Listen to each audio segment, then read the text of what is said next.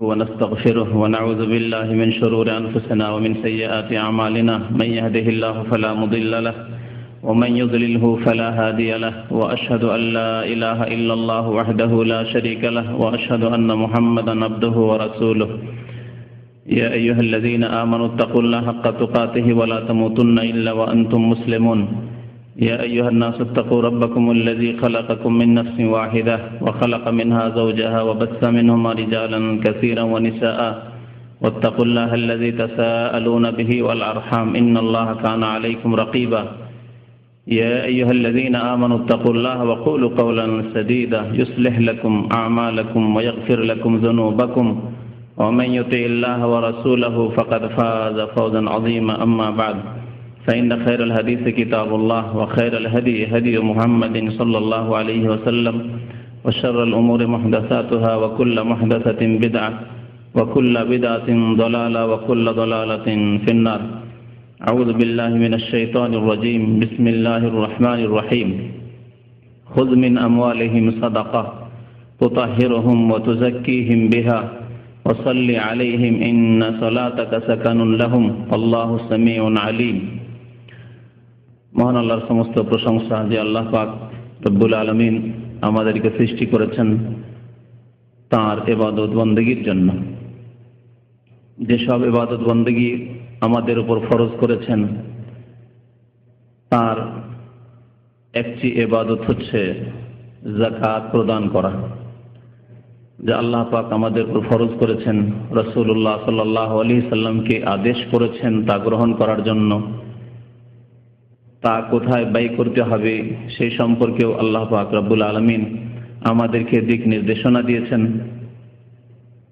দরুদ ও সালাম নাযিল হোক নবী মুহাম্মদ রাসূলুল্লাহ সাল্লাল্লাহু আলাইহি সাল্লামের উপর, যিনি আমাদের জন্য দ্বীনকে সম্পূর্ণরূপে যেভাবে আল্লাহ পাক নাযিল করেছেন, যেভাবে আল্লাহ পাকের আদেশ হয়েছে সেইভাবে তিনি মানব জাতি পর্যন্ত পৌঁছে দিয়েছেন। আল্লাহুম্মা সাল্লি আলাইহি আল্লাহুম্মা বারিক আলাইহি।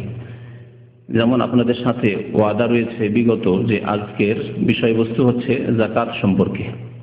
এই যাকাত অত্যন্ত গুরুত্বপূর্ণ ইবাদত, এমন একটি ইবাদত যাকে আল্লাহ পাক কোরআনের ৮০-র বেশি জায়গায় নামাজের সাথে উল্লেখ করেছেন।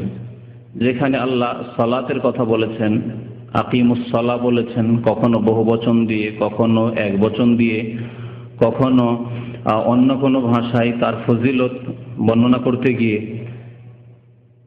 তখনই আল্লাহ পাক যাকাতের কথা উল্লেখ করেছেন।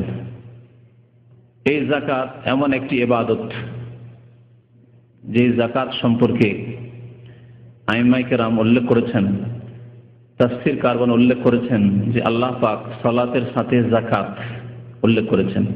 সুতরাং কেউ যদি সালাত আদায় করে তাহলে তার যাকাত কবুল হবে, আর তারপরে যদি যাকাত আদায় করে তাহলে বাকি ইবাদত বন্দেগী কবুল হবে। যাকাত সম্পর্কে যেমন আপনাদের জানা রয়েছে যে যাকাত ইসলামের একটি অত্যন্ত গুরুত্বপূর্ণ স্তম্ভ, খুঁটি। যাকাতের ফরজ হওয়া কোরআন দ্বারা, কোরআনের বহু আয়াত দ্বারা প্রমাণিত, রাসূলুল্লাহ সাল্লাল্লাহু আলাইহি ওয়াসাল্লামের বহু হাদিস দ্বারা প্রমাণিত।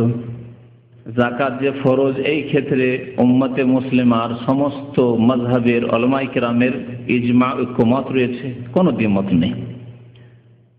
যাকাতে রয়েছে পার্থিব উপকার, যাকাতে রয়েছে পরলৌকিক উপকার। যাকাত দ্বারা যেমন মানুষের অন্তর পাক হয় কৃপণতা থেকে, মন পবিত্র হয়, মন খোলা হয়, প্রশস্ত হয়, উন্মুক্ত হয়, তেমনি পাক পবিত্র হয় ধন সম্পদ হারাম থেকে, হারামের সংমিশ্রণ থেকে। যাকাত দিলে ধন সম্পদ কমে যায় না, বরং বৃদ্ধি পায়। এসবগুলি কথা কোরআন এবং হাদিস দ্বারা প্রমাণিত। আমাদের এই অল্প সময়ে যতটুকু সম্ভব হবে আপনাদের সামনে পেশ করার চেষ্টা করব। আল্লাহ পাক যাকাত ফরজ করেছেন এই মর্মে বহু আয়াত রয়েছে। সূরাতুল বাইয়িনার আয়াত নম্বর 5-এ আল্লাহ পাক ইরশাদ করেছেন, যা অনেক ভাইদের পারা মুখস্থ রয়েছে, এই আয়াত হয়তো মুখস্থ আছে, ওমা উমিরু ইল্লা লিয়াবুদুল্লাহ। আল্লাহ পাক ইরশাদ করেছেন যে মানব জাতিকে একমাত্র আদেশ করা হয়েছে, একমাত্র আদেশ করা হয়েছে যে তারা লিয়াবুদুল্লাহ, আল্লাহ পাকের ইবাদত বন্দেগী করবে। তাদের আর কোনো আদেশ করা হয়নি, তোমাদেরকে সৃষ্টি করা হয়েছে এই জন্য যে তোমরা একমাত্র আল্লাহ পাকের ইবাদত বন্দেগী করবে। ওমা খালাকতুল জিন্না ওয়াল ইনসা ইল্লা লিয়াবুদুন, আয়াত আল্লাহ পাক বলেছেন, আমি জিন এবং ইনসানকে, মানুষকে এই জন্যই সৃষ্টি করেছি শুধুমাত্র যে তারা আমার ইবাদত বন্দেগী করে সফল কাম হবে। তাতে রয়েছে তাদের সফলতা, তাতে রয়েছে তাদের কামিয়াবি, সেটি হচ্ছে তাদের লক্ষ্য উদ্দেশ্য। এ দুনিয়া কর্মক্ষেত্র, আমলের জায়গা, এখানে যদি তারা আল্লাহ পাকের ইবাদত বন্দেগী করে তাতেই তারা সফল কাম হবে, কামিয়াব হবে তাদের সৃষ্টির উদ্দেশ্যে। দুনিয়াতেও তারা কামিয়াব হবে, পরকালেও তারা কামিয়াব হবে, সফলতা লাভ করবে। ওমা উমেরু ইল্লা লিয়াবুদুল্লাহ, তাদেরকে একমাত্র আদেশ করা হয়েছে আল্লাহ পাকের ইবাদত বন্দেগী করার। আল্লাহ পাকের ইবাদত বন্দেগী খুব সহজ ভাষায় যদি বোঝাতে হয়, এক একটি করে বোঝানো সম্ভব নয়। তাহলে আল্লাহ পাক যা আদেশ করেছেন তা পালন করা, এবং রাসূলুল্লাহ সাল্লাল্লাহু আলাইহি ওয়াসাল্লাম যা আদেশ করেছেন তা পালন করা। রাসূলুল্লাহ সাল্লাল্লাহু আলাইহি ওয়াসাল্লামের আদেশও আল্লাহ পাকেরই আদেশ। আর আল্লাহ পাক এবং তার রাসূল সাল্লাল্লাহু আলাইহি ওয়াসাল্লাম যা নিষেধ করেছেন, যেসব কাজে বাধা দিয়েছেন, সেসব কাজ থেকে, সেসব কথা থেকে, সেসব কর্ম থেকে বিরত থাকা, বেঁচে থাকা, এ হচ্ছে ইবাদত ব্যাপক অর্থে। আর ইবাদতের মূল হচ্ছে তাওহীদ, একত্ব। লিয়াবুদুল্লাহ মানে আল্লাহর একত্ব প্রতিষ্ঠা করবে, আল্লাহকে এক বলে জানবে, বিশ্বাস করবে, এক বলে স্বীকৃতি দান করবে, তার একত্ব প্রতিষ্ঠা করবে কাজে কর্মে আমলে। তার সাথে কোনো ক্ষেত্রে না অন্তরে শিরক আছে, না জবানে কথায় শিরক আছে, না আমলে কাজে কর্মে শিরক আছে। এ হচ্ছে লিয়াবুদুল্লাহ, একমাত্র আল্লাহ পাকের ইবাদত বন্দেগী করা। মুখলিসিন লাহুদ্দিন, তাই আল্লাহ তাগিদ করে আরো বলছেন যে একমাত্র আনুগত্যকে আল্লাহর জন্য নিখুঁত নির্ভেজাল করে। ইবাদত ভেজাল মিশানো ইবাদত করলে হবে না। ইবাদত করছেন কিন্তু ভেজাল আছে। নামাজটা পড়লেন মসজিদে আল্লাহর জন্য, কিন্তু যখন ওরসের সময় আসলো চললেন মাজারে, কেউ ছেলে মেয়ে চাইতে, কেউ রোগের আরোগ্য চাইতে, কেউ মনের কামনা বাসনা পূরণ করতে, কেউ বিবাহ শাদী করেছেন, নতুন বিবিকে নিয়ে চললেন, চলো মাজার শরীফে ফিরে আসে, ওখানে গেলে অনেক কিছু পাওয়া যায়। মুশরিক, শিরিক করে ফেললে, এমন বড় শিরিক করলে যে তারপর আর ইসলামে থাকার কোনো স্থান নেই। মুখলিসিন লাহুদ্দিন, আল্লাহর জন্য দ্বীনকে খালেস করে, নিখুঁত করে। আর যদি এসব থাকে তাহলে আপনার দ্বীনে ভেজাল ঢুকে আছে। ভেজাল মুক্ত দ্বীন হইতে হবে, মুখলিসিন লাহুদ্দিন, হুনাফা, আল্লাহর দিকে ঝুঁকে, আল্লাহর দিকে ফিরে এসে ধাবিত হই।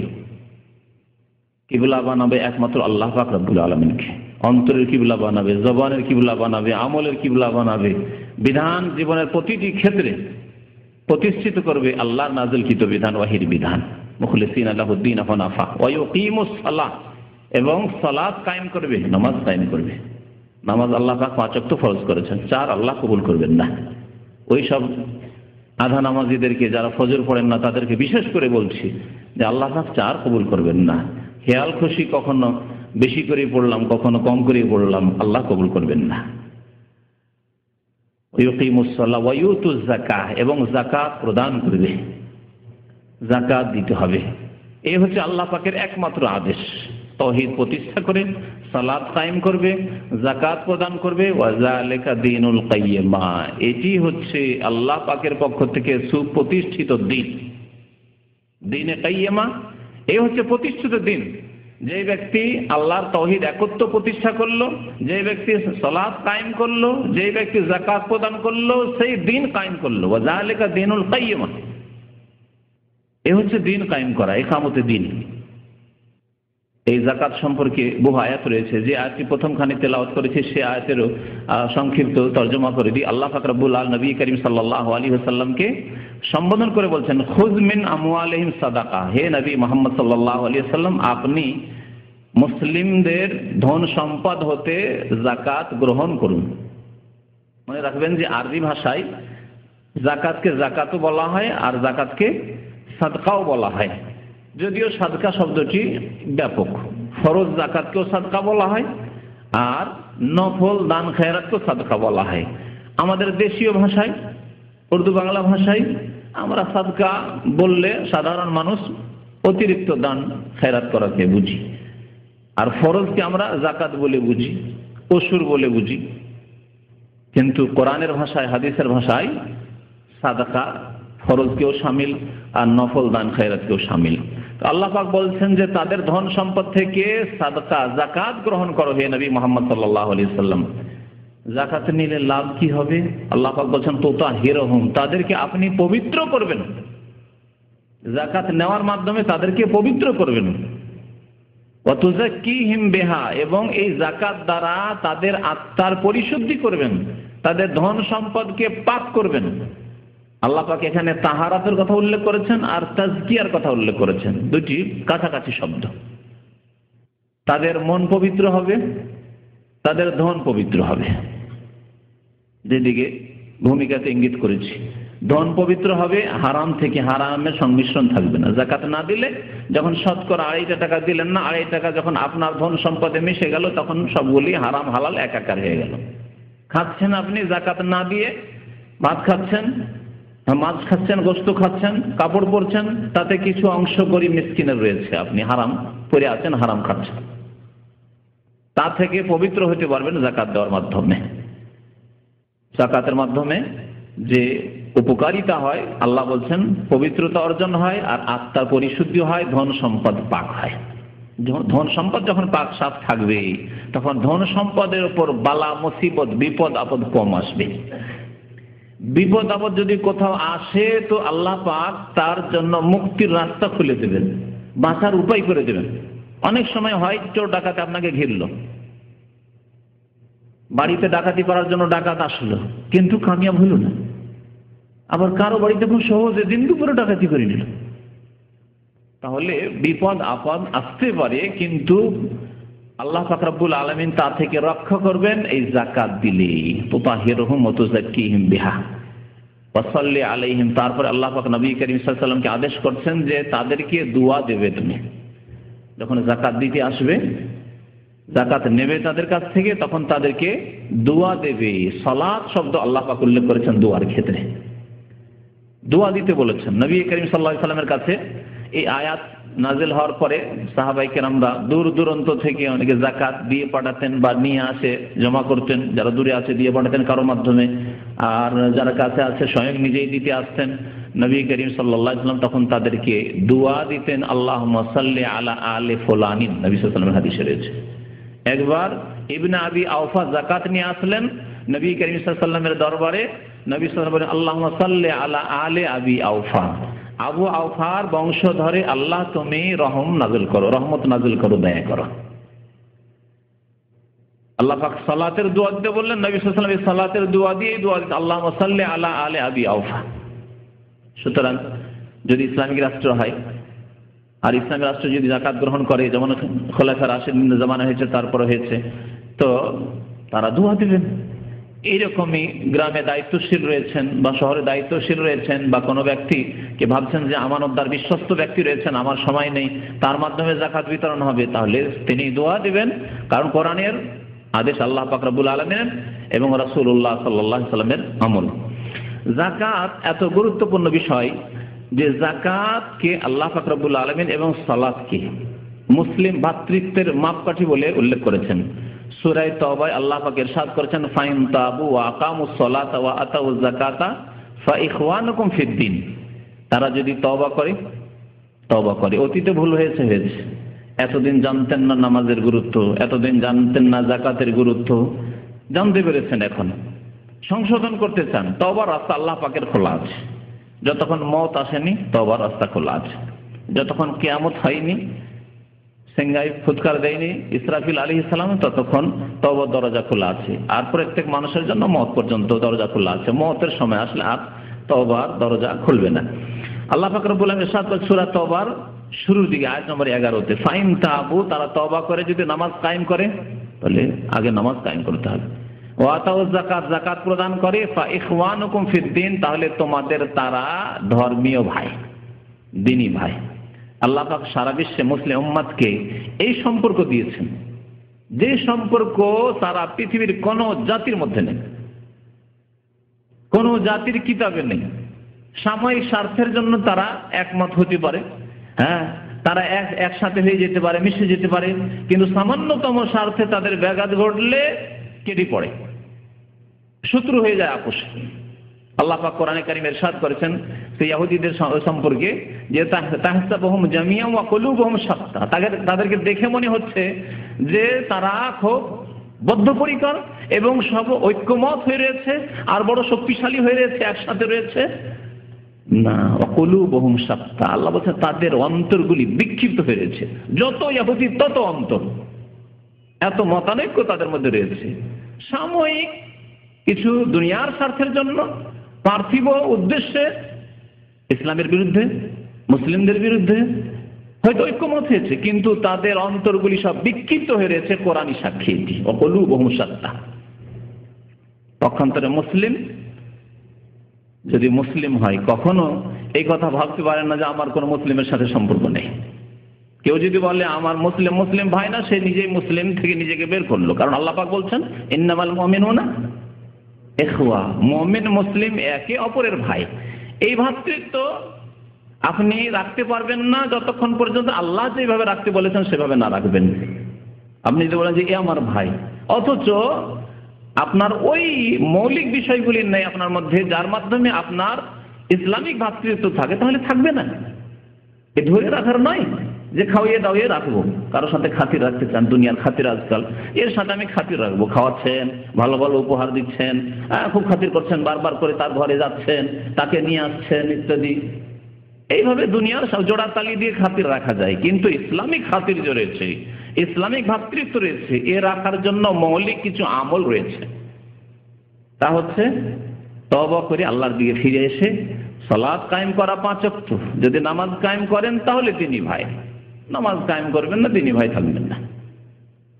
আপনার আপন মায়ের পেটের ভাই নামাজ পড়ে না, আপনার দিনী ভাই না, ধরে রাখতে পারবেন না আপনি, যতই খাওয়ান তাকে আর যতই তাকে আপনি বিবাহ শাদী দেন আর ঘর বানিয়ে দেন আর যা করে দেন তাই করে দেন, কিন্তু তার সাথে আপনি ভ্রাতৃত্ব রাখতে পারবেন না, আপনার দিনী ভাই নয় সে। ওয়াতাউজ যাকাত, যাকাত দিলে দিনী ভাই, ফাইখওয়ানুকুম ফিদ্দিন, তাহলে তোমাদের দিনী ভাই। তাহলে কত গুরুত্বই নামাজ এবং যাকাতের। নবী করিম সাল্লাল্লাহু আলাইহি ওয়াসাল্লামের প্রসিদ্ধ হাদিস আপনাদের জানা রয়েছে, শুধু ইঙ্গিত করে দিচ্ছি। যাকাত ফরজ হওয়ার ক্ষেত্রে বুনিয়াল ইসলাম আলা খামস, ইসলামের ভিত্তি স্থাপিত হয়েছে 5টি বিষয়ের উপর। প্রথম, সাক্ষ্য প্রদান করা যে আল্লাহ ছাড়া কেউ মাবুদ নেই, লা ইলাহা ইল্লাল্লাহ, এবং মুহাম্মাদুর রাসূলুল্লাহ, দুটি কথার সাক্ষী দেওয়া, দুটি মিলে একটি বিষয়। আল্লাহ ছাড়া কেউ সত্য মাবুদ নেই, আমার ইবাদত একমাত্র আল্লাহর জন্য, আর রাসূলুল্লাহ সাল্লাল্লাহু আলাইহি সাল্লাম তিনি আমাদের শেষ রাসূল মুহাম্মদ সাল্লাল্লাহু আলাইহি সাল্লাম, আর কোনো আমাদের আদর্শ মানুষ নেই। আমি কারো আদর্শে আর বিশ্বাসী নাই, যেমন কোন রাজনৈতিক নেতাদের আদর্শে বিশ্বাসী নয়, কারো মতবাদে বিশ্বাসী নয়, তেমনি কারো ধর্মীয় তরিকাতে বিশ্বাসী নয়। ধর্মীয় তরিকা যদি থাকে আর জীবনের যে কোনো ক্ষেত্রে যদি আদর্শে কেউ থাকেন, একমাত্র মুহাম্মদুর রাসূলুল্লাহ সাল্লাল্লাহু আলাইহি ওয়াসাল্লাম। এই হচ্ছে কলেমার সাক্ষ্য প্রদান করা। আর তারপরে হচ্ছে ওয়াতুকিমুস সালাত, নামাজ কায়েম করা, ওয়াতুতিজ যাকাত, যাকাত প্রদান করা।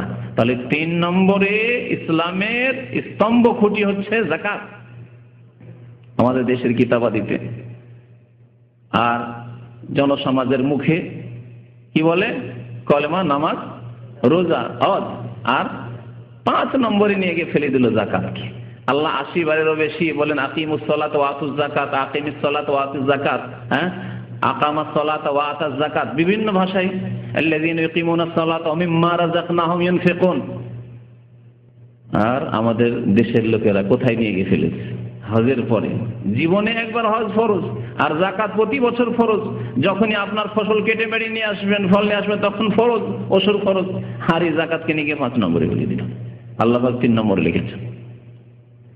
তো আমাদের সংশোধনে যে কত প্রয়োজন রয়েছে, ইসলামের ভিত্তিগুলিতে সংশোধনের প্রয়োজন রয়েছে, ইমানের খুঁটিগুলিতে সংশোধনের প্রয়োজন রয়েছে। যাকাতের গুরুত্ব সম্পর্কে একটি হাদিস শুধু শোনাই। নবী করিম সাল্লাল্লাহু আলাইহি ওয়াসাল্লামের যখন ইন্তেকাল হয়ে গেল, সহিহ বুখারী, মুসলিমে রয়েছে, প্রত্যেকটি কিতাবে প্রায় এই হাদিস রয়েছে, এত প্রসিদ্ধ হাদিস। খলিফা হলেন কে? আবু বকর সিদ্দিক রাদিয়াল্লাহু তাআলা আনহু খলিফা হলেন, প্রথম খলিফা, খলিফাতুল মুসলিমিন, এবং রাসূলুল্লাহ সাল্লাল্লাহু আলাইহি ওয়াসাল্লামের খলিফা। রাসূলুল্লাহ সাল্লাল্লাহু আলাইহি ওয়াসাল্লামের পরে তিনি হচ্ছেন তার খলিফা স্থলাভিষিক্ত। তখন কিছু ভিতরের ইসলাম বিরোধী শক্তি মাথা চাড়া দিয়ে উঠল। মানুষের শত্রু দুই রকম থাকে, ঘরের শত্রু আর বহিরাগত শত্রু। বাইরের শত্রুকে সামলানো অনেকটাই সহজ, কিন্তু ঘরের মধ্যে যদি শত্রু থাকে, আপনার হাতের আস্তিনের মধ্যে, জামার মধ্যে, গেঞ্জির মধ্যে যদি বিচ্ছু ঢুকে থাকে, সাপ ঢুকে থাকে, তো মহা মুশকিল। আবু বকর সিদ্দিক রাদিয়াল্লাহু তাআলা আনহুর জামানায় আল্লাহ পাক এই পরীক্ষা ফেললেন রাসূলুল্লাহ সাল্লাল্লাহু আলাইহি ওয়াসাল্লামের এই প্রথম খলিফাকে আবু বকর সিদ্দিক রাদিয়াল্লাহু তাআলা, যে ঘরের মধ্যে শত্রু। বেশ কিছু বেদুইনরা যারা কলেমা পড়েছিল রাসূলুল্লাহ সাল্লাল্লাহু আলাইহি ওয়াসাল্লামের জামানায়, যখন মক্কা বিজয় হয়ে গেল, দেখলো যে আর তো উপায় নেই, এখন ইসলাম কবুল করাতেই লাভ রয়েছে, কিন্তু ঈমান ওই রকমের মজবুত হয়নি। কিছু লোক মুরতাদ হয়ে গেল। এক মিথ্যুক নবী হওয়ার দাবি করলো মুসাইলামা কাযযাব, তার পিছনে তার গোত্রের বংশের কিছু লোক বেদুইন যাযাবর, তারা লেগে গেল। এই একদল মুরতাদ হল। আর একদল কৃপণ, উট রয়েছে, ছাগল রয়েছে অনেক, আরে অনেক ছাগল অনেক উট চলে যায়, জাকাত দিলে ধন সম্পদ রয়েছে, নবী সাল্লাল্লাহু আলাইহি ওয়াসাল্লামকে জাকাত দিতাম, আর কাকে জাকাত দেব, আর জাকাত দেব না। অস্বীকার করলো জাকাতকে, জাকাত দেওয়াকে অস্বীকার করলো। তারা নামাজ পড়বো, হজ করব, রোজা রাখবো, জাকাত দেব না। আবু বকর সিদ্দিক রাদিয়াল্লাহু তাআলা আনহু কি করলেন তা শোনাই আপনাদেরকে। বলছেন আবু হুরায়রা রাদিয়াল্লাহু তাআলা আনহু বর্ণনা করেছেন, লাম্মা তুফিয়া রাসূলুল্লাহ সাল্লাল্লাহু আলাইহি ওয়াসাল্লাম, রাসূলুল্লাহ সাল্লাল্লাহু আলাইহি ওয়াসাল্লামের যখন ইন্তেকাল হয়ে গেল। তুফিয়া মানে কি? ওয়াফাত হয়ে যাওয়া। ওয়াফাত মানে বুঝেন না? ইন্তেকাল হয়েছে। তো রাসূলুল্লাহ সাল্লাল্লাহু আলাইহি ওয়াসাল্লাম ইন্তেকাল হয়েছে না হয়নি? এই আকীদাকার আবু হুরায়রা রাদিয়াল্লাহু তাআলা আনহু, যিনি সবচেয়ে বেশি সংখ্যায় হাদিস বর্ণনা করেছেন, 5274 মতো হাদিস তিনি বর্ণনা করেছেন। তার চাইতে বেশি হাদিস কেউ বর্ণনা করেননি সাহাবায়ে কেরামের মধ্যে। আসহাবে সুফার একজন তিনি বলছেন তুফিয়া রাসূলুল্লাহ সাল্লাল্লাহু আলাইহি ওয়াসাল্লাম, রাসূলুল্লাহ সাল্লাল্লাহু আলাইহি ওয়াসাল্লাম ইন্তেকাল হয়ে গেল। আর ভারত বাংলাদেশের যত বিদআতপন্থী, বেরেলভী, এমনকি দেওবন্দীদের কিতাবে, যতগুলি তরিকা রয়েছে তাদের কিতাবে দেওয়ানবাগী কি লিখছে? হায়াতুন নবী, আটরশি, মেজভান্ডারি, তারা কি বলছে? হায়াতুন নবী, নবী জীবিত। হায়াত মানে কি? জীবিত। কার কথা নেবেন বলেন? আবু হুরায়রা রাদিয়াল্লাহু তাআলা আনহুর কথা নেবেন, যা কোরআনে কারীমের কথা, সাহাবায়ে কেরামের কথা নেবেন, আবু বকর সিদ্দিক প্রথম খলিফার কথা নেবেন, না আপনি নেবেন দেওয়ানবাগীর আটরশি আর মেজভান্ডারি, ওইসব ভারতীয় মতবাদের কথা নেবেন? বলুন দিন কোনটা আপনাকে মনে বিশ্বাস হচ্ছে যে আমি দিন বলে, ধর্ম বলে পালন করব? তারা বলে, কেউ যদি বলে যে আল্লাহ রাসূলের ইন্তেকাল হয়ে গেছে, সে এমন বেয়াদব যে সে কাফের হয়ে গেল, কুফরি ফতোয়া দেয়, এরা কাফের হয়ে গেল। আর কত দূরে যাবেন যে মারিফুল কোরআন, অনেকে মারিফুল কোরআন খোঁজ করতে আসেন এখানে। মারিফুল কোরআন সূরা আহজাবের এক আয়াতের তাফসীর করতে গিয়ে, এই তফসিরকার তো না হয় উর্দু ভাষী মুফতি শাফি সাহেব ছিলেন, তার আকীদাই তো বাতিল ছিল, কিন্তু তার অনুকরণে মহিউদ্দিন খান সাহেব বাংলা তরজমাতে লিখছে যে রাসূলুল্লাহ সাল্লাল্লাহু আলাইহি ওয়াসাল্লাম বিবিগণকে এই জন্যই বিয়ে করা হারাম ছিল তার ইন্তেকালের পরে, যে নবী সাল্লাল্লাহু আলাইহি ওয়াসাল্লাম ইন্তেকালই করেননি, নবী সাল্লাল্লাহু আলাইহি ওয়াসাল্লাম ইন্তেকালই করেননি, হায়াতে রয়েছেন। আর কোন মানুষ যদি বেঁচে থাকে তাহলে তার বিবি অন্যের জন্য হালাল হবে কি? হবে না।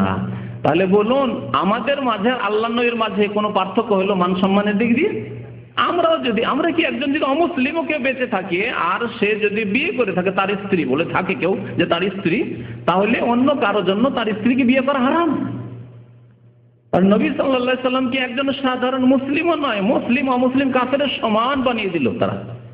কিন্তু আমাদের ইতিকাদ শুনেন নবী করিম সাল্লাল্লাহু আলাইহি ওয়াসাল্লাম সম্পর্কে, যে আল্লাহ পাক প্রত্যেকের বিবিকে তার ইন্তেকালের পরে বিয়ে করা জায়েজ করেছে। সাহাবায়ে কেরাম, আবু বকর সিদ্দিক রাদিয়াল্লাহু তাআলা আনহুর ইন্তেকাল হয়েছে, তার বিবিকে বিয়ে করেছেন অন্য সাহাবী। জি, কিন্তু রাসূলুল্লাহ সাল্লাল্লাহু আলাইহি ওয়াসাল্লাম, আল্লাহ বলছেন ওয়ালা আনতানকিহু আজওয়াজাহু মিন বাদিহি আবাদান, তার ইন্তেকালের পরে তারপরে আর কারো জন্য হালাল নয় যে কখনো তার বিবিদেরকে কেউ বিয়ে করতে ইচ্ছা করবে।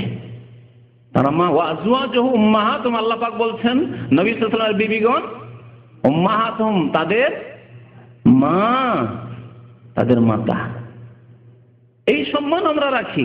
আর যারা বলবে যে না, তিনি যেহেতু বেঁচে আছেন সেই জন্য তার বিবিদেরকে বিয়ে করা হারাম ছিল সাহাবায়ে কেরামের জন্য, তাহলে তারা যেন নবী সাল্লাল্লাহু আলাইহি ওয়াসাল্লামকে অন্যান্যদের সমান করে দিলেন। আল্লাহ পাক কোরআন বলছেন যে রাসূলুল্লাহ সাল্লাল্লাহু আলাইহি ওয়াসাল্লামের ইন্তেকাল হয়ে গেছে, বিষয় আলাদা, সেদিকে যাচ্ছে না। ওমা মুহাম্মাদুন ইল্লা রাসূলুন কাদ খালাত মিন ক্বাবলিহি রাসূল আফাইম মাতা, তিনি যদি ইন্তেকাল করেন আল্লাহ বলছেন ইন্নাকা মাইয়াতুন, আরো স্পষ্ট শুনেন সূরা জুমার আল্লাহ পাক বলছেন ইন্নাকা মাইয়াতুন, হে নবী আপনি মৃত। মাইয়াত মানে কি? আমাদের দেশের বাংলা ভাষায় লোকেরা বলে যে মাইয়াতকে গোসল দিতে হয়, বলে না ইন্নাকা মাইয়াতুন, নিশ্চয় আপনি মাইয়াত, মৃত। এটি হচ্ছে কোরআনী আকীদা, এটি হচ্ছে রাসূলুল্লাহ সাল্লাল্লাহু আলাইহি ওয়াসাল্লামের নিজের আকীদা যে আমারও ইন্তেকাল হবে আর তারপরে হয়েছে। এটি হচ্ছে খোলাফায়ে রাশিদের আকীদা, এটি হচ্ছে আবু হুরায়রা রাদিয়াল্লাহু তাআলা আনহুর আকীদা। শুনেন, তাহলে যেই ব্যক্তি কোরআনকে অস্বীকার করবে যে না নবীর ইন্তেকাল হয়নি, তার কি অবস্থা হবে বলুন তো দেখি? মুসলমান থাকবে? তারপরে সে আল্লাহর সমান বানিয়ে দিল আল হাই, আল্লাহর একটি নাম কি? চিরঞ্জীব। আল্লাহু লা ইলাহা ইল্লা হুয়াল আল হাইয়ুল কাইয়্যুম, আল হাই। যদি নবী সাল্লাল্লাহু আলাইহি ওয়াসাল্লাম ইন্তেকাল না করে থাকেন তো তিনিও আল হাই, তাহলে আল্লাহর সমান বানিয়ে দিল নবী সাল্লাল্লাহু আলাইহি ওয়াসাল্লামকে। মুশরিক হইল না? কোরআনকে অস্বীকার কারণে কুফরি হবে, আর আল হাই চিরঞ্জীব বানিয়ে দেওয়ার জন্য মুশরিক হবে। কত ভুল ভ্রান্তিতে আমরা আছি। তাহলে যাদেরকে আলেম সমাজ মনে করছেন তাদের মধ্যে কত রকমের যে ত্রুটি রয়েছে, আকীদাগত ত্রুটি, বড় সমস্যা। যদি আমরা না শিখি আর চেষ্টা না করি সংশোধন করার, তো আমরা ওই রাস্তাতেই চলে যাব। আবু হুরায়রা রাদিয়াল্লাহু তাআলা বলছেন লাম্মা তুফিয়া রাসূলুল্লাহ সাল্লাল্লাহু আলাইহি ওয়াসাল্লাম, রাসূলুল্লাহ সাল্লাল্লাহু আলাইহি ওয়াসাল্লাম যখন ওয়াফাত হয়ে গেল, ইন্তেকাল হয়ে গেল, স্পষ্ট ভাষা সাহাবায়ে কেরামদের ইজমা যে রাসূলুল্লাহ সাল্লাল্লাহু আলাইহি ওয়াসাল্লাম ইন্তেকাল হয়ে গেছে। ওয়াস্তাখলাফা আবু বকর, আবু বকর সিদ্দিক রাদিয়াল্লাহু তাআলা প্রথম খলিফা হলেন। বাদাহু ওয়া কাফারা মান কাফারা মিনাল আরব, আরবের বেশ কিছু লোক কাফের হয়ে গেল। ইসলাম কবুল করার পরে আরবের বেশ কিছু লোক কাফের হয়ে গেল, কেউ মুরতাদ হয়ে গেল, আর কেউ যাকাত অস্বীকার করে। কালা ওমর লি আবি বকর কাইফা তুকাতিলুন নাস ওয়া কাদ কালা রাসূলুল্লাহ সাল্লাল্লাহু আলাইহি ওয়াসাল্লাম। সেই সময় আবু বকর রাদিয়াল্লাহু তাআলা বললেন যে যারা যাকাত অস্বীকার করছে তাদের বিরুদ্ধে আমি সশস্ত্র জিহাদ করব। ঘোষণা করলেন কে? প্রথম খলিফায়ে রাশিদ আবু বকর সিদ্দিক রাদিয়াল্লাহু তাআলা আনহু। ওমর রাদিয়াল্লাহু তাআলা আনহুর সংশয়, কেমন কথা, তারা নামাজ পড়ে, দাড়ি রাখে, হজ করে, রমজান আসলে সিয়াম পালন করে, রোজা রাখে, এরা অনেক নেক আমল করে, সব কাজই করে, এদের মহিলারা পর্দা করে, সবকিছুই করে, শুধু বলছে যাকাত দেব না, যাকাত দেব না। তাই সংশয় দূর করার জন্য খলিফাকে জিজ্ঞেস করছেন ওমর রাদিয়াল্লাহু তাআলা আনহু, কাইফা তুকাতিলুন নাস, এসব মানুষের বিরুদ্ধে কেমন করে আপনি সশস্ত্র জিহাদ করবেন? ওয়াকাদ কাল, তারা অথচ বলছে যে নবী সাল্লাল্লাহু আলাইহি ওয়াসাল্লাম বলেছেন যে উমিরতু আন উকাতিলান নাস হাত্তা ইয়াশহাদু আল্লা ইলাহা ইল্লাল্লাহ ওয়া আন্না মুহাম্মাদান রাসূলুল্লাহ, আমাকে আদেশ করা হয়েছে যে আমি মানুষের বিরুদ্ধে জিহাদ করব সশস্ত্র যতক্ষণ পর্যন্ত তারা কলেমার শাহাদাত না দেবে, লা ইলাহা ইল্লাল্লাহ মুহাম্মাদুর রাসূলুল্লাহ না পড়বে আর নামাজ কায়েম না করবে। আর এরা তো কলেমা পড়ছে, এরা নামাজ পড়ছে, তা আপনি এদের বিরুদ্ধে কেমন করে জিহাদ করবেন? নবী সাল্লাল্লাহু আলাইহি ওয়াসাল্লাম বলেছেন যে কলেমা পড়ে নিলে। তারপরে সেই হাদিসটি বড় হাদিস আছে, ফায়জা কালা লা ইলাহা ইল্লাল্লাহ, যখন লা ইলাহা ইল্লাল্লাহ বলল, আসামু মিন্নি দিমাআহুম ওয়া আমওয়ালাহুম, তখন তারা আমার থেকে তাদের রক্ত, তাদের ধন সম্পদকে নিরাপদ করে নিল। কলেমা পড়েছে, মুসলমান হয়েছে, নামাজ পড়ছে, তার মানে তারা তাদের মান সম্মান, রক্ত, ধন সম্পদ এগুলিকে সুরক্ষিত করে ফেলেছে। কেমন করে তাদের বিরুদ্ধে আপনি অস্ত্র ধারণ করবেন? কিন্তু সেই হাদিসের শেষখানে আছে ইল্লা বিহাক্কিল ইসলাম, ওইটুকু নিয়ে গবেষণা করেননি ওমর ফারুক রাদিয়াল্লাহু তাআলা। তবে ইসলামের হক যদি নষ্ট করে, ইল্লা কিন্তু বিহাক্কিল ইসলাম, ইসলামের কোন হকের ক্ষেত্রে যদি পেয়ে যায় তাহলে ছাড়া হবে না। ইল্লা বিহাক্কিল ইসলাম, এই ইসলামের হক কি বোঝার বিষয় রয়েছে। এইটুকু আবু বকর সিদ্দিক রাদিয়াল্লাহু তাআলা বুঝেছিলেন যখন যাকাত তারা অস্বীকার করেছিল। সেই সময় জবাবে বলেছেন আবু বকর সিদ্দিক রাদিয়াল্লাহু তাআলা, তার জবাব শুন, ফাকাল ওয়াল্লাহি, আল্লাহর কসম করে বলছি, লা উকাতিলান্না মান ফাররাকা বাইনাস সালাতি ওয়াজ যাকাত, আমি অবশ্যই যুদ্ধ করব সশস্ত্র ওদের বিরুদ্ধে যারা সালাত এবং যাকাতে পার্থক্য করবে। নামাজ এবং যাকাতে কি করবে? পার্থক্য করবে। কি পার্থক্য? যে নামাজ তো পড়বো কিন্তু জাকাত দেব না, আল্লাহর নবীকে দিতাম সাল্লাল্লাহু আলাইহি ওয়াসাল্লাম, কিন্তু খলিফাকে দেব না, এখন আর জাকাত দেব না, এখন জাকাত দিয়ে কি হবে? অবশ্যই তাদের বিরুদ্ধে জিহাদ করব। ফাইন্না যাকাত হাক্কুল মাল, দেখেন দলিল আবু বকর সিদ্দিক রাদিয়াল্লাহু তাআলা বলছেন, কারণ যাকাত হচ্ছে ধন সম্পদে আল্লাহর অর্পিত হক। ফাইন্না যাকাতা হাক্কুল মাল। আর ওই হাদিসটি যেখানে বলেছেন নবী সাল্লাল্লাহু আলাইহি ওয়াসাল্লাম যে আমাকে জিহাদের আদেশ কতক্ষণ পর্যন্ত করা হয়েছে, হাদিসটি শুনালাম, শেষখানে কি বলেছেন? ইল্লা বিহাক্কিল ইসলাম, ইসলামের হক যদি নষ্ট করে। যেই ব্যক্তি ধন সম্পদের যাকাত দিল না, সে ইসলামের একটি ফরজ হক নষ্ট করলো। যেমন একজন মানুষ যদি নামাজি হয়, যাকাতও দিচ্ছে, রোজাও রাখছে, হজও করছে, দাড়িও রেখেছে, আর যদি বিবাহিত হয়ে জিনা করে, তাহলে আপনাদেরকে জিজ্ঞেস করি তার শাস্তি কি? সংসার, রজম। তার নামাজ, রোজা, হজ, যাকাত, দাড়ি বাঁচাতে পারলো না তো তাকে, কারণ সে কি করেছে? ইল্লা বিহাক্কিল ইসলাম, ইসলামের হক হচ্ছে জিনা হারাম, সে নষ্ট করেছে। ওয়ালা তাকরাবুজ জিনা, আল্লাহ পাক বলেছেন। সুতরাং তার দাড়ি তাকে বাঁচাতে পারবে না, তার নামাজ রোজা তাকে বাঁচাতে পারবে না, তার হজ জাকাত বাঁচাতে পারবে না যদি জিনা থেকে না বাঁচে। একজন চোর, সবকিছু ঠিক আছে, চোর চুরি করেছে, তাহলে ইসলামের শাস্তি হাত কেটে দাও, বাঁচাতে পারবে? যদি বলে যে আমার এত বড় দাড়ি, আপনি হাত কাটবেন, চলবে না, হাত কাটা যাবে তোমার। আমি তাহাজ্জুদ গুজার, তাহাজ্জুদ পড়ি আর হাত কাটবেন? হ্যাঁ, হাত কাটা হবে, কারণ তোমার প্রমাণ হয়ে গেছে তুমি চুরি করেছো। তাহলে তার তাহাজ্জুদও তার হাত বাঁচাতে পারলো না, ইল্লা বিহাক্কিল ইসলাম, ইসলামের হক নষ্ট করেছে। আবু বকর সিদ্দিক রাদিয়াল্লাহু তাআলা যখন এইভাবে তার সংশয় দূর করে দিলেন, বলছেন, দেখেন ওমর রাদিয়াল্লাহু তাআলা যে তারপরে আমি বুঝতে পারলাম, ব্যাপারটা বুঝতে পারলাম। আবু বকর সিদ্দিক রাদিয়াল্লাহু তাআলা তার সাথে সাথে আরোই কথা বলেছিলেন, আরো আল্লাহর কসম করে বলছি, লাউ মানাউনি ইকালান, যাকাত অস্বীকার করেছে, তাতে তো যুদ্ধ করবই, কিন্তু জাকাত যদি দেয় আর বলে যে ছাগলের জাকাত দেব, কিন্তু তোমরা রশি নিয়ে এসো, রশি দেবো না। উটের জাকাত দেবো, যাও সরকারকে বলো যে রশি নিয়ে আসুক, খলিফাকে বলো রশি নিয়ে আসুক, খোলা উট নিয়ে যাও, রশি দেবো না। অনেক সময় ছাগল বিক্রি করতে করেন না, গরু বিক্রি করছেন, রশিটা করে নিলেন না, যাও তোমার রশি দিয়ে তুমি নিয়ে যাও, আমি রশিটা দেবো না, এটা দামি রশি। জাকাতের ক্ষেত্রে চলবে না, জাকাত দেবে তুমি ছাগলের, জাকাত দেবে গরুর, জাকাত দেবে উটের, আর রশি খুঁজে নিয়ে আসতে হবে নাকি? ওয়াল্লাহি আল্লাহ কসম করেছে, লাউ মানাউনি ইকালান, একাল মানে রশি। এই জন্য এটাকে আজকালকার কি বলছে, একাল বলছে, বিক্রি হচ্ছে একাল বলে, এটা রশি। যদি একটা রশি দিতে আপত্তি করে যে রশি দেব না, আর একটি রিওয়ায়াতে রয়েছে বুখারীতে যে ওয়াল্লাহি লাউ মানাউনি আনাকান, আল্লাহর কসম করে বলছি, যদি একটা বকরির বাচ্চা দিতে নিষেধ করে, সবগুলির জাকাত দেবো, কিন্তু একটা বকরির বাচ্চা আছে ওটার জাকাত দেবো না। একটা বকরির বাচ্চা দিতে যদি বাধা দেয় জাকাতের ক্ষেত্রে, অথচ তার উপরে জাকাত ফরজ হয়েছে, লাকাতালতুহুম আলা মানহি, তাহলে এই যে রশি দিতে চায় না অথবা একটা বকরির বাচ্চার জাকাত দিতে চায় না, তার জন্য আমি তাদের বিরুদ্ধে জিহাদ করবো সশস্ত্র।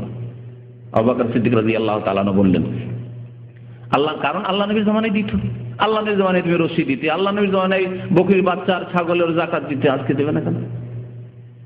ফাকালা, ওমর বলছেন, ফাওয়াল্লাহ, আল্লাহর কসম করেছে, মা হুয়া ইল্লা আন রাআইতুল্লাহ কাদ শারাহা সাদর আবি বকরিন লিল কিতাল, আমি দেখলাম যে আবু বকর সিদ্দিক রাদিয়াল্লাহু তাআলা আনহুর মনকে শক্তিশালী আল্লাহ পাক করে দিয়েছেন, উন্মুক্ত করে দিয়েছেন জিহাদের জন্য। যে এই বাতিলপন্থী, এই যাকাত অস্বীকারী কাফের মুরতাদদের বিরুদ্ধে জিহাদ করতে হবে। ফাআরাফতু আন্নাহুল হক, আমিও বুঝতে পারলাম, অনুধাবন করলাম যে এটি হচ্ছে হক, এটি হচ্ছে সত্য দিন। বলতে চেয়েছেন আপনাদেরকে জাকাতের গুরুত্ব। কেউ যদি জাকাত, তাহলে এই হাদিস দ্বারা প্রমাণিত হয় যে জাকাত যদি অস্বীকার করে সে মুসলিম থাকবে, কাফের হয়ে যাবে। এর উপর ইজমা রয়েছে, কেউ যদি জাকাত অস্বীকার করে যে আমি সব কাজ করতে পারবো কিন্তু জাকাত দিতে পারবো না। আজকে বড় বড় যারা পয়সার মালিক, কোটি কোটি টাকার মালিক, যাদের বিদেশে অ্যাকাউন্ট আছে, কোথায় কোথায় অ্যাকাউন্ট আছে তারাই খোঁজ খবর রাখে না, তাদের অনেক সময় জাকাত লক্ষ লক্ষ টাকার জাকাত, 10 লাখ 20 লাখ 30 লাখ 50 লাখ টাকার জাকাত বেরোচ্ছে।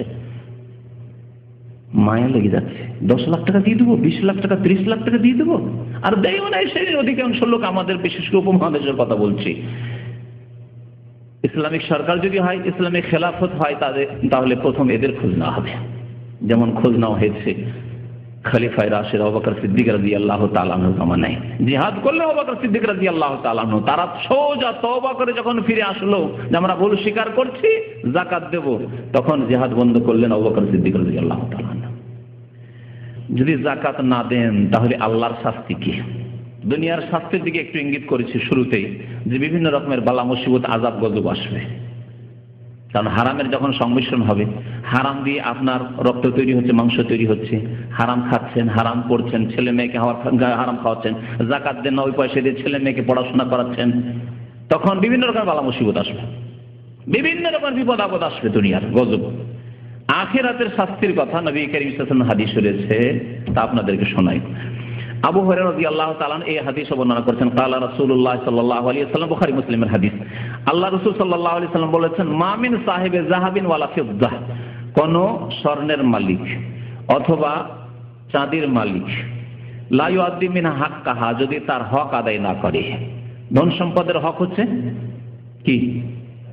যাকাত দেওয়া। ধন সম্পদের ফরজ হক হচ্ছে যাকাত দেওয়া। ফরজ হক ছাড়া অতিরিক্ত হক আছে, অতিরিক্ত নফল হক আছে, মনে রাখবেন। যার গাড়ি আছে, গাড়ির হক আছে, আমরা অনেক সময় বুঝি না। গাড়ির হক আছে, গরিব আছে, অভাবী আছে, আশেপাশে যার গাড়ি নাই, রোদরে হেঁটে যাচ্ছে, উঠিয়ে নিলেন। বাজার করার জন্য গরিব মানুষ তার যদি যায় 10 রিয়াল 20 রিয়াল, তার অনেক খরচ হবে, গাড়িতে কোনো সময় উঠিয়ে নিলেন, গাড়ির হক আদায় করলেন আপনি। এইরকম বেশ কিছু হক আছে। ফরজ হকের মধ্যে ধন সম্পদের হক হচ্ছে যাদের ভরণ পোষণ, দায় দায়িত্ব পালনটা, ব্যয় বহন করা ফরজ আপনার উপর, তাদের হক আদায় করা। বাবা মায়ের খরচ বহন করা আপনার ফরজ। যদি ছোট নাবালক ভাই বোন থাকে, তাদের ব্যয় বহন করা আপনার ফরজ। এগুলি হচ্ছে ধন সম্পদের হক। এই ক্ষেত্রে কার্পণ্য চলবে না, হ্যাঁ, কৃপণতা করবেন না। আর অতিরিক্ত নফল দান খায়রাত করা, এগুলি হচ্ছে ধন সম্পদের হক। তো নবী সাল্লাল্লাহু আলাইহি ওয়াসাল্লাম কি বললেন, যে যদি কারোর কাছে স্বর্ণ থাকে, চাঁদি থাকে, আর স্বর্ণ চাঁদির ওপর অন্যান্যগুলোকে কিয়াস করে নেন, রিয়াল আছে, ডলার আছে, বাংলাদেশি টাকা আছে, আর কোন দেশের টাকা আছে, সবগুলি লা ইউআদ্দি মিনহা হাক্কাহা, এর যদি হক আদায় না করেন আপনি, যাকাত প্রথম আদায় করা ফরজ, আর যাদের দায় দায়িত্ব পালন করা আপনার জন্য ফরজ, সেটা আদায় করা ফরজ, বাকিগুলি অতিরিক্ত নফল।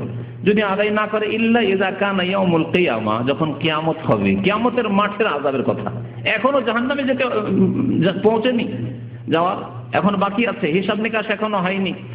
কিয়ামতে যেখানে সূর্য অত্যন্ত নিকটবর্তী আর মানুষ ঘামে হাবুডুবু করবে, নবী কারীম সাল্লাল্লাহু আলাইহি ওয়াসাল্লামের হাদিস রয়েছে, সেখানে কি করা হবে? সুফিহাত লাহু সাফাইহা মিন নার, এই স্বর্ণকে, এই চাঁদিকে, এই রিয়ালকে, ডলারকে, টাকাকে, কারেন্সিকে কি করা হবে? আগুনে উত্তপ্ত করে গরম করা হবে। যেমন লোহা গরম করতে দেখেন, খাল গরম করতে দেখেন, হ্যাঁ, কামার শালায় কামারদেরকে, ফায়ুকুয়া বিহা জামবহু ওয়া জাবিনহু ওয়া যাহরহু, তারপরে তা যখন লাল করা হবে জাহান্নামের আগুনে, তা দিয়ে কিয়ামতের মাঠে বিচার দিবসে দাগ দেওয়া হবে শরীরে। কোন কোন জায়গায়? জামবহু, শরীরের ডানে বামে। আর কোথায়? যাহরাহু, পৃষ্ঠ দেশে, পিঠে, পিঠে দাগ দেওয়া হবে। আর কোথায় দাগ দেওয়া হবে? ওয়া জাবিনহু, কপালে, কপালে, মুখমণ্ডলে দাগ দেওয়া হবে। আল্লাহু আকবার। আল্লাহুম্মা হাফাজনা, বলুন আল্লাহ আমাদের হেফাজত করেন এই আযাব থেকে, আল্লাহ আমাদেরকে যেন রক্ষা করেন, আমাদেরকে ফরজ যাকাত আদায় করার জন্য তৌফিক দান করেন। কুল্লামা বারিদাত, যে কোনো জিনিস তাপ দেওয়ার পরে কিছুক্ষণ পর ঠান্ডা হয়ে যাবে, স্বাভাবিক তাই না? ঠান্ডা যখন হয়ে যাবে, এই শাস্তি পেতে থাকবে। ঠান্ডা যখন হয়ে যাবে, উইদাত লাহু, আবার গরম করা হবে, আবার দাগ দেওয়া হবে। কপাল ঠান্ডা হয়ে গেছে, দাগ দেওয়ার পরে আবার লাল করে উত্তপ্ত করে জাহান্নামের আগুনে ওই স্বর্ণ, চাঁদি, টাকা পয়সাগুলিকে দিয়ে আবার গরম করা হবে। আবার এই শরীরের বিভিন্ন অঙ্গ প্রত্যঙ্গে দেওয়া হবে, পিঠে দেওয়া হবে। সেই দিন কত বছরের দিন হবে? ফি ইয়াউমিন কানা মিকদারুহু 50,000 সানা, এমন এক দিবসে, কিয়ামতের দিবস, যেই দিনের সময় এর পরিমাণ কত? 50,000 সানা, 50,000 বছর। একটা দিন হবে শুধু 50,000 বছরের, দুনিয়ার 50,000 বছর। ওই আখিরাতের কিয়ামতের দিনের একটি দিন, দুনিয়ার আমাদের 50,000 বছরের একটি দিন হবে। চিন্তা করুন তো, 50,000 বছরে তো পৃথিবী, আদম আলাইহিস সালামকে সৃষ্টি করে হয়তো 50,000 বছর কাটেনি। এত মানুষ পৃথিবীতে চলে এসেছে, এত দীর্ঘ সময় ধরে আল্লাহর আযাব এই হতে থাকবে যারা যাকাত দেয়নি তাদের। হাত্তা ইউকযা বাইনাল ইবাদ, যতক্ষণ পর্যন্ত আল্লাহর বান্দাদের ফয়সালা না হয়ে যায়। মুসলিম, কাফের, আবার মুসলিমদের মধ্যে গুনাহগার, যারা যাকাত দেয়নি, নামাজ পড়েনি, সবার যতক্ষণ ফয়সালা না হবে, ফায়ারা সাবিল, তারপরে যেই ব্যক্তি যাকাত দেয়নি, তারপরে তার রাস্তা নির্ণয় হবে। রাস্তা নির্ধারিত হবে।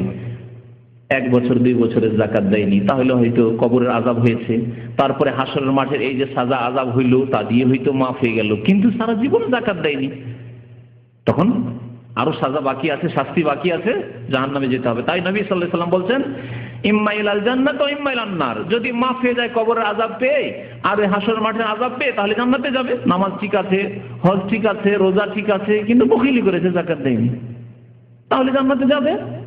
যদি মাফ হয়ে থাকে অল্প স্বল্প তার গুনাহ থাকে যাকাত না দেওয়ার, আর যদি বেশি গুনাহ থাকে ওয়া ইম্মা ইলান নার, জাহান্নাম, তারপরেও জাহান্নামে যে কবরে আযাব পেয়েছে, শাস্তি হয়েছে, হাসরের মাঠে 50,000 বছরের শাস্তি হইল, আর তারপরে জাহান্নামে নিক্ষিপ্ত হবে নামাজ রোজা থাকা সত্ত্বেও যাকাত না দিলে।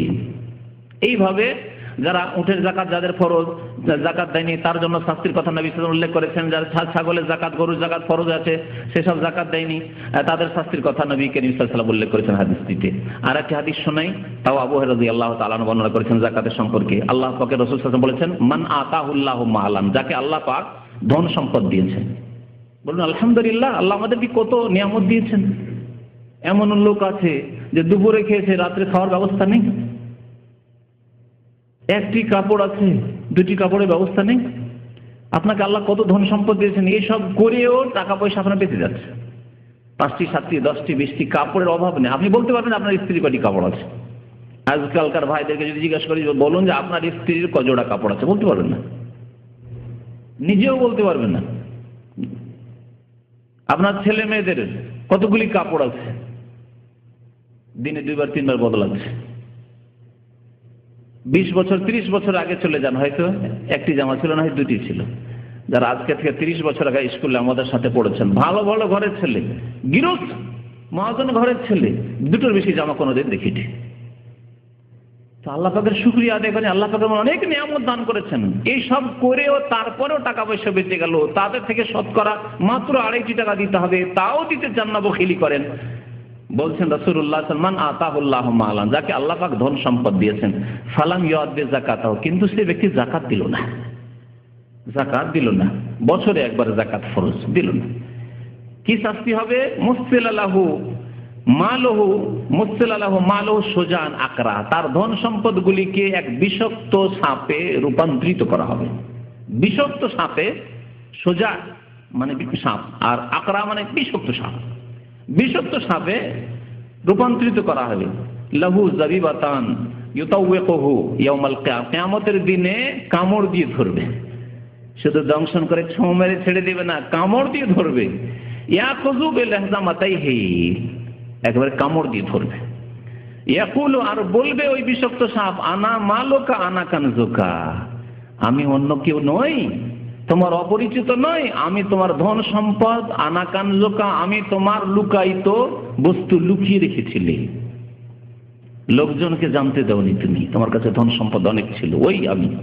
সুম্মা তালা হাযিল আয়াত, তারপরে রাসূলুল্লাহ সাল্লাল্লাহু আলাইহি ওয়াসাল্লাম এই আয়াত তেলাওয়াত করলেন, সূরা আলে ইমরানের আয়াত নম্বর 181, ওয়ালা ইয়াহসাবান্নাল্লাযিনা ইয়াবখালুনা বিমা আতাহুমুল্লাহু মিন ফাদলিহি। আল্লাহ পাক বলছেন যে ওই লোকেরা যেন এইরকম ধারণা না করে, যারা আল্লাহর দেওয়া অনুগ্রহে ধন সম্পদে কি করে? বখিলি করে, কৃপণতা করে। হুয়া খায়রান লাহুম, এটা তাদের জন্য কল্যাণকর। যে আপনার কাছে টাকা পয়সা 1 লাখ টাকা আছে, কত টাকা যাকাত লাগবে? 1 লাখ টাকায় 2,500, আপনি 2,500 বাঁচিয়ে নিলেন, যাকাত দিলেন না, ওটাও রেখে দিলেন। এই ধারণা করিয়েন না যে এটা আপনার জন্য কল্যাণকরী, 2,500 টাকা আমার মঙ্গলে আসবে। কত সুন্দর কথা আল্লাহ পাক রব্বুল আলামিনের। ওয়ালা ইয়াহসাবান্নাল্লাযিনা ইয়াবখালুনা বিমা আতাহুমুল্লাহু মিন ফাদলিহি হুয়া খায়রান লাহুম, যে বখিলি করলেন, কৃপণতা করলেন, আপনি যাকাত দিলেন না, আপনি মনে করেন না যে এটা আপনার খায়র রয়েছে, কল্যাণ রয়েছে। বাল হুয়া শাররুল লাহুম, বরং এটি তার জন্য অমঙ্গল, অনিষ্ট, অনিষ্ট তার জন্য।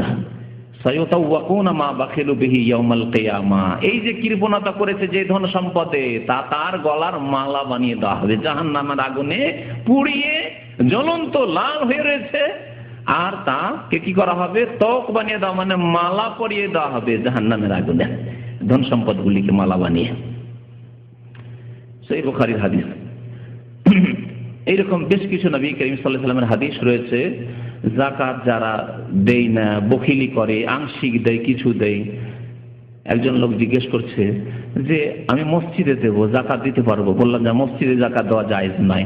তখন বলছে আচ্ছা তো এক কাজ করি, যদি জাকাতটা একটু কম করে দিই। আল্লাহু আকবার, আশ্চর্য হয়ে গেলাম শুনে। জাকাতটা যদি একটু কম করে দিই মানে শতকরা 1 টাকা দিলাম বা 1.5 টাকা জাকাত দিলাম, আর তারপরে বাকি যেটা বাঁচিয়ে দিলাম সেটাকে যদি মসজিদে দিই। আমি বললাম যে আল্লাহ পাক রব্বুল আলামিন বলছেন শতকরা 2.5% দিতে হবে, 40 টাকায় 1 টাকা দিতে হবে। আপনার এই হস্তক্ষেপের অধিকার কোন আলেমকে তো দেওয়া হয়নি। আল-ইয়াওমা আকমালতু লাকুম দীনাকুম, আল্লাহ পাক বলছেন দিনকে কমপ্লিট করে দিয়েছি, তারপরে তাতে ঘাটতি করা বাড়তি করা এর এখতিয়ার কাউকে দেওয়া হয়নি, কোন ব্যক্তিকে দেওয়া হয়নি, কোন খলিফাকে দেওয়া হয়নি। ওহির দরজা বন্ধ হয়ে গেছে, নবী করিম সাল্লাল্লাহু আলাইহি ওয়াসাল্লামের চিরদান হয়ে গেছে, ইন্তেকাল হয়ে গেছে, এই শরীয়ত কমপ্লিট হয়ে গেছে, আর রাস্তা বন্ধ হয়ে গেছে। যেই ভাগ আছে সেটা পালন করতে হবে। শতকরা 2.5 টাকা গরিবের হক আল্লাহ নির্ধারণ করেছেন যে 97.5 টাকা তুমি খাও আর গরিবকে 2.5 টাকা দাও, এটা তোমার নাই। মিসকিনকে দাও, অভাবীকে দাও, ঋণীকে দাও, অসুস্থ ব্যক্তি চিকিৎসা করতে পারছেন না তাকে দাও, ইতিমখানায় দাও, ইত্যাদি ইত্যাদি। জাকাতের ফজিলত, জাকাত দিলে পাবেন কি? এতক্ষণ তো শাস্তির কথা কিছু শুনলেন, জাকাত দিলে পাবেন কি? জাকাত দিলে দুনিয়ায় আল্লাহ পাক রব্বুল আলামিন অনেক কিছু রেখেছেন, বরকত রেখেছেন, আর জাকাত দিলে আখিরাতে মহা পুরস্কার আল্লাহ পাক রব্বুল আলামিন রেখেছেন। আল্লাহ পাক ইরশাদ করেছেন ইন্নাল্লাযীনা আমানু ওয়া আমিলুস সালিহাত, নিশ্চয় যারা ঈমান নিয়ে আসলো এবং সৎকর্ম করলো, ওয়া আকামুস সালাতা, নামাজ কায়েম করলো, ওয়া আতাউজ যাকাতা, যাকাত প্রদান করলো। দেখেন নামাজের পরে আল্লাহ কি করছেন? যাকাতের কথা, আকামুস সালাতা ওয়া আতাউজ যাকাতা, সাথে সাথে যাকাতের কথা আল্লাহ পাক উল্লেখ করেছেন। লাহুম আজরুহুম ইনদা রাব্বিহিম, তাদের জন্য মহা পুরস্কার রয়েছে তাদের রবের নিকট। এই পুরস্কার কে দেবেন? আল্লাহ পাক দেবেন, আল্লাহর ফেরেশতা নয়, অন্য কেউ না। আপনাকে যদি গিফট দেয় আর আপনার বস সরাসরি, যদি আপনার বস কোম্পানির মালিক, যে প্রথম ব্যক্তি যে কোম্পানির, তিনি যদি দেন তো আপনার খুশির শেষ নাই। কত যে দেশে গিয়ে বয়ান করবেন এই ঘটনায় কিসসা যে আমার বস সরাসরি আমাকে গিফট দিয়েছে। আজ ইনি বসদের বস মুহাম্মদুর রাসূলুল্লাহ সাল্লাল্লাহু আলাইহি ওয়াসাল্লাম, যত আম্বিয়া রাসূল এসেছেন ফেরেশতা সবার রব রব্বুল আলামিন, তিনি বলছেন লাহুম আজরুহুম ইনদা রাব্বিহিম, তাদের জন্য মহা পুরস্কার রয়েছে তাদের রবের নিকট। আর কি? ওয়ালা খাউফুন আলাইহিম ওয়ালা হুম ইয়াহজানুন, তাদের ভয়ও নেই আর তাদের কোনো দুশ্চিন্তাও নেই। এই মহাসম্মান আল্লাহ পাক আল্লাহর ওলিদেরকে দেওয়ার কথা বলেছেন। আপনি আল্লাহর ওলি, আল্লাহর বেলায়েতের দরজা সীমিত হয়ে যায়নি যে যারা কেরামতের ভেলকিবাজি করতে পারবে আর যারা মুরিদ বানাতে পারবে, যারা আস্তানা নিয়ে বসে আছে, খানকার দরবার শরীফ নিয়ে বসে আছে, তারাই শুধু ওলি না, তাদের অধিকাংশই ভণ্ড। আর কোরআন হাদিসের আলোকে ওলিকে, ওলির গুণ এটি। আল্লাহ পাক ওলিদের কথা উল্লেখ করে আলা ইন্না আউলিয়া আল্লাহি লা খাউফুন আলাইহিম ওয়া লা হুম ইয়াহজানুন, তাদের পুরস্কার সম্পর্কে দুটি কথা বলেছেন, তাদের কোনো চিন্তা নেই, তাদের ভয় নেই। আল্লাযীনা আমানু ওয়া কানু ইয়াত্তাকুন, মুমিন এবং আল্লাহ ভীরু তারা। আর এখানেও আল্লাহ পাক বলছেন ওয়ালা খাউফুন আলাইহিম ওয়া লা হুম ইয়াহজানুন, যারা ঈমান নিয়ে আসবে, আমল ভালো করবে, নামাজ কায়েম করবে, যাকাত প্রদান করবে, লাহুম আজরুহুম ইনদা রাব্বিহিম ওয়া লা খাউফুন আলাইহিম ওয়া লা হুম ইয়াহজানুন, তাদের কোনো ভয় নেই, তাদের চিন্তা নেই, কোনো ভয় নেই কবরে, কোনো ভয় নেই হাসরের মাঠে, কোনো ভয় নেই আপনার দুনিয়াতে যে কোনো অবস্থায় মওত আসুক। কারণ আমি ফরজ আদায় করছি, আমি ওয়াজিব আদায় করছি, আমি নামাজ আদায় করছি আলহামদুলিল্লাহ, ফজর আমার ত্রুটি নেই, আমার যাকাতে 1 পয়সা ত্রুটি নেই, আমার মাতা পিতার সেবাতে ত্রুটি নেই, আমার কোনো আমলে ইনশাআল্লাহ ত্রুটি নেই, আর আমি কোনো রকমের জেনে শুনে গুনাহ করি না, আর বাকি তো তওবা করতেই আছি ভুল ভ্রান্তি হলে। ওয়ালা খাউফুন আলাইহিম ওয়া লা হুম ইয়াহজানুন, কোনো ভয় নেই, কোনো দুশ্চিন্তা নেই। আরো শুনে আল্লাহ পাক ইরশাদ করেছেন, এই ছিল আয়াত সূরা বাকারার 277 নম্বর আয়াত। আল্লাহ পাক রব্বুল আরো ইরশাদ করেছেন সূরা বাকারা 245 নম্বর আয়াতে, মান যাল্লাযী ইউকরিদুল্লাহ কারযান হাসানা, কে আছে যে আল্লাহকে উত্তম ঋণ দেবে? আল্লাহ ঋণ চাইছেন, শুনেছেন কোনদিন? আল্লাহ ঋণ চাইছেন কার জন্য? গরিব মিসকিনের জন্য। আল্লাহ নিয়ে পয়সাওয়ালাদের কাছ থেকে যাদের যাকাত ফরজ হয়েছে গরিবকে দিতে চান, যে আমাকে ঋণ দাও, আমি গরিবদেরকে দেব, কারণ আমি সমান করিনি, সুতরাং তাদের হক তোমাদের উপর রয়েছে, আদায় করতে হবে।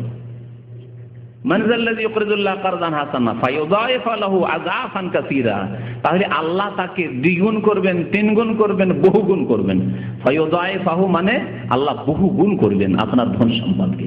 যাকাতের ফজিলত, যাকাত দিলে শুধু বাড়বে না, 2500 টাকা দিলেন, 40,000 ছিল 1,000 দিলেন, 1,000ই শুধু সমান করে দিবেন, দিয়ে কিছুই কমলো না এমন নয়, আল্লাহ কয়েক গুণ করবেন, বহু গুণ করবেন। ফায়ুদাইফাহু লাহু আযআফান কাসীরা।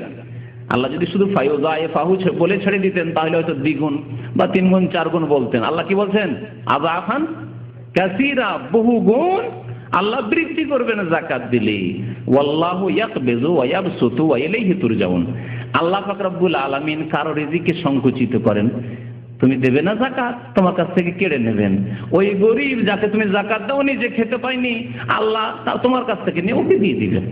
10 বছর পরে 20 বছর পরে দেখা গেল যে আপনি তো খুব পয়সাওয়ালা ছিলেন, আপনার ছেলে মেয়েরা একেবারে অভাবী হয়ে গেল, আর ওই যে ফকির মিসকিন ছিল তার ছেলেরা সুখী হয়ে গেল। কেড়ে নিয়ে আল্লাহু ইয়াকবিযু ওয়া ইয়াবসুতু, কেড়ে নিয়ে আরেকজনকে আল্লাহ পাক দিয়ে দিলেন। হচ্ছে না পৃথিবীতে? আল্লাহ পাক রব্বুল আলামিন রিজিককে, মানুষের ধন সম্পদকে সংকুচিত করেন, ইয়াকবিযু ওয়া ইয়াবসুতু, প্রশস্ত করেন। কিছুই ছিল না, আল্লাহ অনেক প্রশস্ত করেছেন। আমাদের মধ্যে অনেকে আছে কিছু ছিল না, আল্লাহ প্রশস্ত করেছেন। আবার অনেকের যথেষ্ট ছিল, জমিদারি ছিল, বাপ-দাদাদের, আপনি এখন চাকরি করতে বিদেশে আসতে বাধ্য হয়েছে। আল্লাহু ইয়াকবিযু ওয়া ইয়াবসুতু ওয়া ইলাইহি তুরজাউন। তারপরে আবার ফিরে যেতে হবে, এই টাকা সাথে নিয়ে যেতে পারবেন না, টাকার সাথে চিরকাল দুনিয়াতে থেকে যাবেন না। ওয়া ইলাইহি তুরজাউন, ফিরে যেতে হবে। যেখানে ফিরে যেতে হবে তার জন্য কিছু প্রস্তুতি নাও। সেখানে গেলে যেটা কাজে আসবে সেই কাজগুলি করো। যাকাত কাজে আসবে, নামাজ কাজে আসবে, দান খেরাত কাজে আসবে, সেই কাজগুলি করো। আল্লাহ পাক রব্বুল আলামিন যাকাত দিলে যে বৃদ্ধি হয় এই কথা আরো 2টি আয়াতে উল্লেখ করেছেন। সূরা রুমের আয়াত নম্বর 39 মহান আল্লাহ ইরশাদ করেছেন, ওমা আতাইতুম মির রিবান লিয়ারবুয়া ফি আমওয়ালিন নাস। আল্লাহ এখানে সুদের কথা উল্লেখ করেছেন। তোমরা যদি কাউকে সুদ দাও, সুদ শতকরা 5 টাকা, 10 টাকা, 20 টাকা, মান্থলি বা বাৎসরিক যদি সুদ দাও, ফি আমওয়ালিন নাস ফালা ইয়ারবু ইনদাল্লাহ, সেটা আল্লাহর কাছে বৃদ্ধি পায় না। কোরআনের কথা শুনে রাখা, সুদের টাকা তাহলে আল্লাহ কি বলছেন? ফালা ইয়ারবু ইনদাল্লাহ, আল্লাহর নিকট তা বৃদ্ধি পায় না, ধ্বংস হয়ে যায়, সর্বনাশ হয়ে যায়।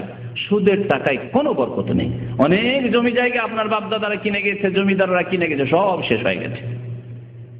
সুদ খাবেন আপনি, সুদের ওপর টাকা নিয়ে আপনি বিদেশে আসবেন, আর অনেক টাকায় আয় উপার্জন করে গেলেন, মনে করলেন যে অনেক কিছুই করে নেব, কিছুই করতে পারবেন না ইনশাআল্লাহ তাআলা, কারণ কোরআনের কথা। এই আকাঙ্ক্ষা আপনার জন্য করি না, কিন্তু আল্লাহ পাকের কথা চির সত্য। ফালা ইয়ারবু ইনদাল্লাহ, কোনোদিন বৃদ্ধি পাবে না সুদের ওপর দিয়ে যে টাকা বৃদ্ধি পাবে। সে সুদ, আপনি সুদখোর হন মানে সুদ নিজে খান, অথবা সুদের ওপর টাকা নিয়ে বিদেশে এসেছেন, মনে করছেন যে কি করব, বিদেশ আসতে হবে, তাই সুদের ওপর বন্ধকে জমি রেখে আপনি বিদেশে এসেছেন। ফালা ইয়ারবু ইনদাল্লাহ, এই টাকায় কোনো বরকত হবে না। তারপরে শুনেন, ওমা আতাইতুম মিন যাকাতিন, আর যে যাকাত দেবে, যে পয়সাগুলি যাকাতে দেবে, শুনে রাখো, আল্লাহ পাক বলছেন তুরিদুনা ওয়াজহাল্লাহ, আর যদি উদ্দেশ্য থাকে আল্লাহর সন্তুষ্টি, ফাউলাইকা হুমুল মুযিফুন, তো আল্লাহ পাক রব্বুল আলামিন তাদের বহুগুণ বৃদ্ধি করবেন। যাকাত যারা দেয় তাদের ধন সম্পদ আল্লাহ পাক কি করবেন? মুযিফুন, বহুগুণ বৃদ্ধি করবেন। আল্লাহু আকবার। তাহলে যাকাত দিলে ধন সম্পদ বাড়ে, আর সুদ খেলে, সুদের ওপর সুদ দিলে বা নিলে ধ্বংস হয়, সর্বনাশ হয়। আল্লাহ পাক আরো ইরশাদ করেছেন সূরা বাকারা আয়াত নম্বর 276, ইয়ামহাকুল্লাহু রিবা ওয়া ইউরবিস সাদাকাত, আল্লাহ পাক সুদের বরকতকে নিশ্চিহ্ন করে দেন। সুদের টাকাকে আল্লাহ রাখেন না, নিশ্চিহ্ন করে দেন। বড় বড় রোগ আসবে, বালা মুসিবত আসবে, অস্ত্র পাচার করতে হবে, অপারেশন করতে হবে, চুরি হবে, ডাকাতি হবে, ছিনতাই হবে, কিডন্যাপ হবে, কত রকম কি হবে, ধ্বংস হয়ে যাবে। কোথাও গিয়ে জালিয়াতে পড়ে যাবেন, জমি জায়গা কিনলেন আর মস্তানের আছে বেইমানি করে নিল, অথবা জালিয়াতে পড়ে গেলেন, কিছুই পেলেন না। এরকম বহু ঘটনা ঘটছে। আপনাদেরকে শুধু বিশ্বাস করানোর জন্য বলছি যে আমাদের এক ভালো দিনদার ভাই এরকম মুসিবতে পড়েছে। ঢাকায় এক জমি কিনেছে, 12 লক্ষ টাকা দিয়ে দিয়েছে, জমির কিছুই পায়নি, 4 আঙ্গুল জমি পায়নি, 12 লক্ষ টাকা দিয়ে দিয়েছে। বলছে আর 4 লাখ টাকা দাও তাহলে দেবো, তাও দেবে না, সেটাও নিয়ে যাবে। এই সৌদি আরবে সেই ভাই আছে যার সাথে সরাসরি আমার কথা হয়েছে।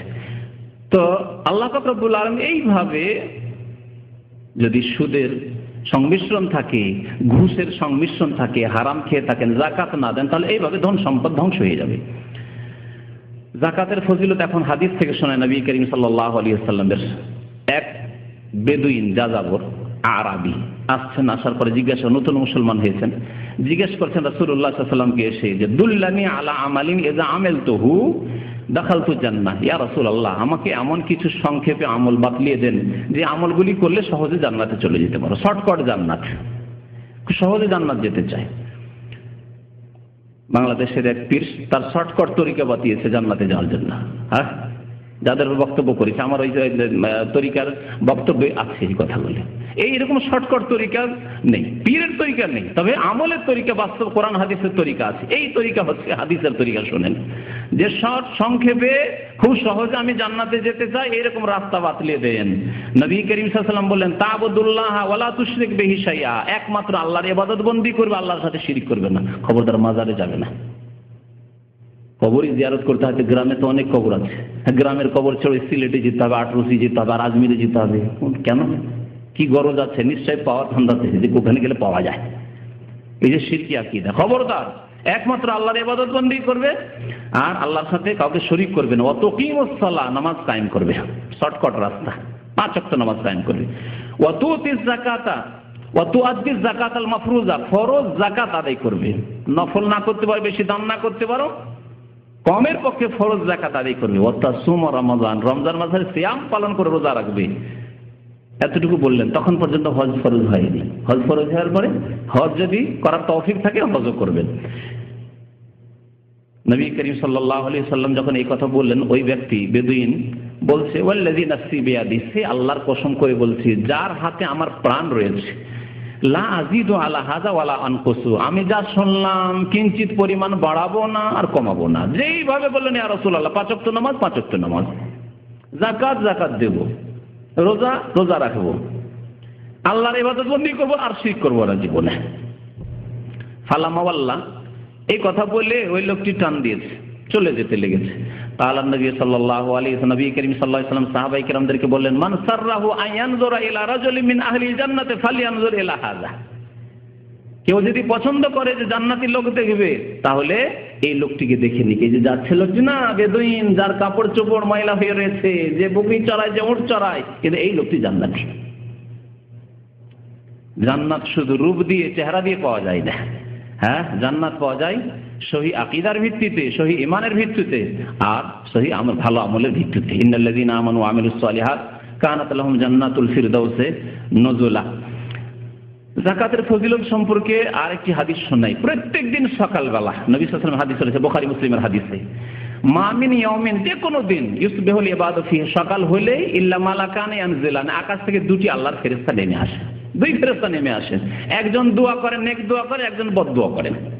একজন বলেন আল্লাহুম্মা আত ফায়াকুলু আহাদুহুমা, এক ফেরেশতা বলেন আল্লাহুম্মা আতে মুনফিকান খালাফা, আল্লাহ যারা তোমার রাস্তায় খরচ করে, যাকাত আদায় করে, যারা সাদকা খেরাত করে, দান করে, আল্লাহ তাদেরকে উত্তম প্রতিদান দাও, আল্লাহ তাদের কি দাও, বিকল্প দাও, যা খরচ করলো তার সাথে বেশি দাও। খালাফ শুধু নেকি নয়, ধন সম্পদ আরো বৃদ্ধি করো। আর আরেক ফেরেশতা বলে ওয়াকুল আখার আল্লাহুম্মা আতে মুমসিকান তালাফা, বখিলের ধন সম্পদকে আল্লাহ তুমি সর্বনাশ করো, ধ্বংস করো। ওয়া আতে মুমসিকান তালাফা, তালাফ মানে ধ্বংস করে দাও আল্লাহ। তা ফেরেশতাদের দোয়া, ফেরেশতাদের ভালো দোয়াও কবুল হবে, আর ফেরেশতার মন্দ দোয়াও, বদদোয়াও কবুল হবে। আল্লাহ পাক যেন বদদোয়া থেকে ফেরেশতাদের বাঁচার আমাদেরকে তৌফিক দান করেন, ফরজ যাকাত আদায় করার জন্য তৌফিক দান করেন আল্লাহ পাক রব্বুল আলামিন। রাসূল সাল্লাল্লাহু আলাইহি ওয়াসাল্লাম আরেকটি হাদিসে বলেছেন যাকাতের ফজিলত তা শোনাই, দুনিয়ার ফজিলত, সেটি হচ্ছে সালাসুন। মুসনাদ আহমদের হাদিস, আব্দুর রহমান বিন আওফ রাদিয়াল্লাহু তাআলা আনহু বর্ণনা করছেন, বলছেন সালাসুন, 3টি বিষয়ের উপর আমি আল্লাহর কসম করে বলছি। রাসূলুল্লাহ বলছেন ওয়াল্লাযী নাফসু মুহাম্মাদিন বিয়াদি, সে আল্লাহর শপথ করে বলি যার হাতে মুহাম্মদ সাল্লাল্লাহু আলাইহি ওয়াসাল্লামের প্রাণ রয়েছে, জীবন রয়েছে। ইন কুনতু লাহালিফান আলাইহিন, আমি এই 3টি বিষয়ের উপর শপথ করে বলতে পারি। লা ইয়ানকুসু মালুন মিন সাদাকা, কোন ধন সম্পদ দান করলে কমে যায় না। কি বললেন রাসূলুল্লাহ সাল্লাল্লাহু আলাইহি ওয়াসাল্লাম? লা ইয়ানকুসু মালুন মিন সাদাকা, দান খয়রাত করলে, যাকাত দিলে, সাদকা করলে ধন সম্পদ কমে যায় না। পকেট থেকে বাহ্যিক কমলো, কিন্তু আল্লাহ এমন এমন দিক থেকে রিজিকের রাস্তা খুলে দেবেন, কমে যাবে না, বরং ইউযাইফুহু আযআফান কাসীরা, যেমন আল্লাহ পাক কোরআনে কারীমে বহু গুণে আল্লাহ বৃদ্ধি করবেন। নবী সাল্লাল্লাহু আলাইহি ওয়াসাল্লাম এই হাদিস। আর একটি বিষয় রয়েছে, কেউ যদি মাফ করে দেয়, অন্যায় করেছে আপনার উপর, মাফ করে দিলেন আপনি, তাহলে আল্লাহ পাক কি করবেন, যাদাহুল্লাহু বিহি ইজ্জান ইয়াউমাল কিয়ামাহ, কিয়ামতের দিন আল্লাহ পাক তাকে আরো বড় সম্মান দেবেন। দুনিয়াতে সম্মান দেন, আপনি ধৈর্য ধরেন, আর আপনি মানুষকে মাফ করে দেন, যাক জুলুম করেছিস, আমি আর প্রতিশোধ নেব না, আল্লাহ পাক সম্মান বাড়িয়ে দেবেন আপনার। তৃতীয় বিষয় হচ্ছে ওয়ালা ইয়াফতাহু আবদুন বাবা মাসআলা, কেউ যদি ভিক্ষা করে বেড়ায়, ভিক্ষাকে পেশা বানিয়ে নিল আর ওর উপরে নির্ভরশীল, অথচ সুস্থ কাজ করে খেতে পারবে, চাকরি করতে পারবে। আমাদের ভিক্ষুগুলো এরকম, চাকরি করতে চায় না, কাজ দিলে কাজ করবে না। যদি কেউ ইচ্ছা করে কাজকর্ম বাদ দিয়ে ভিক্ষা করা পেশাধর, ইল্লা ফাতাহাল্লাহু আলাইহি বাবা ফাকরিন, তাহলে আল্লাহ তার জন্য দারিদ্রের দরজা উন্মুক্ত করে দেবে, অভাবই ছুটবে না। এই জন্য ভিক্ষুকের ছেলে কোনোদিন বড় লোক হয় না। চাষির ছেলে বড় লোক হয়েছে, হ্যাঁ, ক্লিনারের ছেলে বড় লোক হতে পারে, হ্যাঁ, অশিক্ষিত ছেলে বড় লোক হতে পারে, মেহনত করে জন মজুরের ছেলে বড় লোক হতে পারে, সুখী হতে পারে, কিন্তু ভিক্ষুকের ছেলেও ভিক্ষুকই হবে, ভিক্ষুকের মেয়েও ভিক্ষুকই হবে, হ্যাঁ, সুখী হইতে পারবে না। এ নবী করিম সাল্লাল্লাহু আলাইহি সাল্লামের কসম করা হাদিস, কসম করে বলেছেন। আল্লাহ পাক যেন আমাদেরকে এই খারাপ গুণগুলি থেকে বাঁচার তৌফিক দান করেন, ফরজ যাকাত আদায় করার জন্য তৌফিক দান করেন, আমাদেরকে দান খেয়রাত করার জন্য তৌফিক দান করেন। আরো বেশ কিছু মাসলা মাসাইলে যাকাত, 5টি সম্পদে, 5 রকমের সম্পদে ফরজ, ইনশাআল্লাহ তাআলা সময় হলে আলোচনা করা যাবে, কারণ আজকে সময় শেষ হয়ে যাচ্ছে। আর যদি আপনাদের কিছু প্রশ্ন থাকে, প্রশ্ন উত্তরে সংক্ষেপে আমি ওগুলো বলে দেবো। যাকাত সম্পর্কে আরো বেশ কিছু আলোচনা রয়েছে, আরো 1-1.5 ঘন্টা কমপক্ষে আলোচনা করলে যাকাতের পুরো হক আদায় হবে। ইনশাআল্লাহ তাআলা অন্য মজলিসে সে আলোচনা করা যাবে। আল্লাহ যেন আমাদেরকে নেক আমলের তৌফিক দান করেন, আল্লাহ পাক আমাদের রিজিকে যেন বরকত দান করেন, আমাদেরকে দান করার জন্য তৌফিক দান করেন, দান করার জন্য মানসিক তৌফিক দান করেন, ঈমানি তৌফিক দান করেন, আর আর্থিক যেন আল্লাহ পাক তৌফিক দান করেন। আল্লাহ আমাদেরকে যাকাত যেন আদায় করার জন্য তৌফিক দান করেন। আমিন ইয়া রাব্বাল আলামিন। সাল্লাল্লাহু আলা নবিয়িনা মুহাম্মদ ওয়া আলা আলিহি ওয়া সাহবিহি আজমাইন। এরপরে রমজান মাস চলে আসবে। রমজান মাসে আমাদের এখানে প্রোগ্রাম হবে, কিন্তু একটু লেট করে হবে, 9:30টার পর হবে। 9:30টায় হয়তো তারাবি অনেক জায়গায় শেষ হয়, সুতরাং 9:30টার আগে নয়, 9:30টার পরে আসবে। 9:30 থেকে 10:15টায় হয়তো আমরা শুরু করব। 10:15টায় শুরু করলে 11:30 পর্যন্ত 1 ঘন্টা আলোচনা থাকবে। যেসব ভাইদের ডিউটি নেই আসার চেষ্টা করবেন, যেসব ভাইরা ফ্যামিলিওয়ালা আছেন তারাও আসতে পারেন, ফ্যামিলিদের ব্যবস্থা থাকবে ইনশাআল্লাহ তাআলা। আসলে ইনশাআল্লাহ বিষয় ভিত্তিক বেশ কিছু আলোচনা হবে। জি, শুক্রবার জুমার পর প্রোগ্রাম চলতে থাকবে ইনশাআল্লাহ। শুক্রবার জুমার পর প্রোগ্রাম চলতে থাকবে, আর মঙ্গলবারেও এসব পর প্রোগ্রাম চলবে ইনশাআল্লাহ।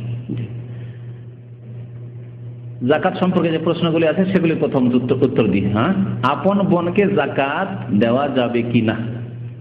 আপন বোনকে যাকাত দেওয়া যাবে, আবার যাবে না। যাকাত দেওয়া যাবে যদি তার স্বামী থাকে, স্বামী বেঁচে আছে, কিন্তু স্বামী অভাবী, যাকাত দেবেন আপনি।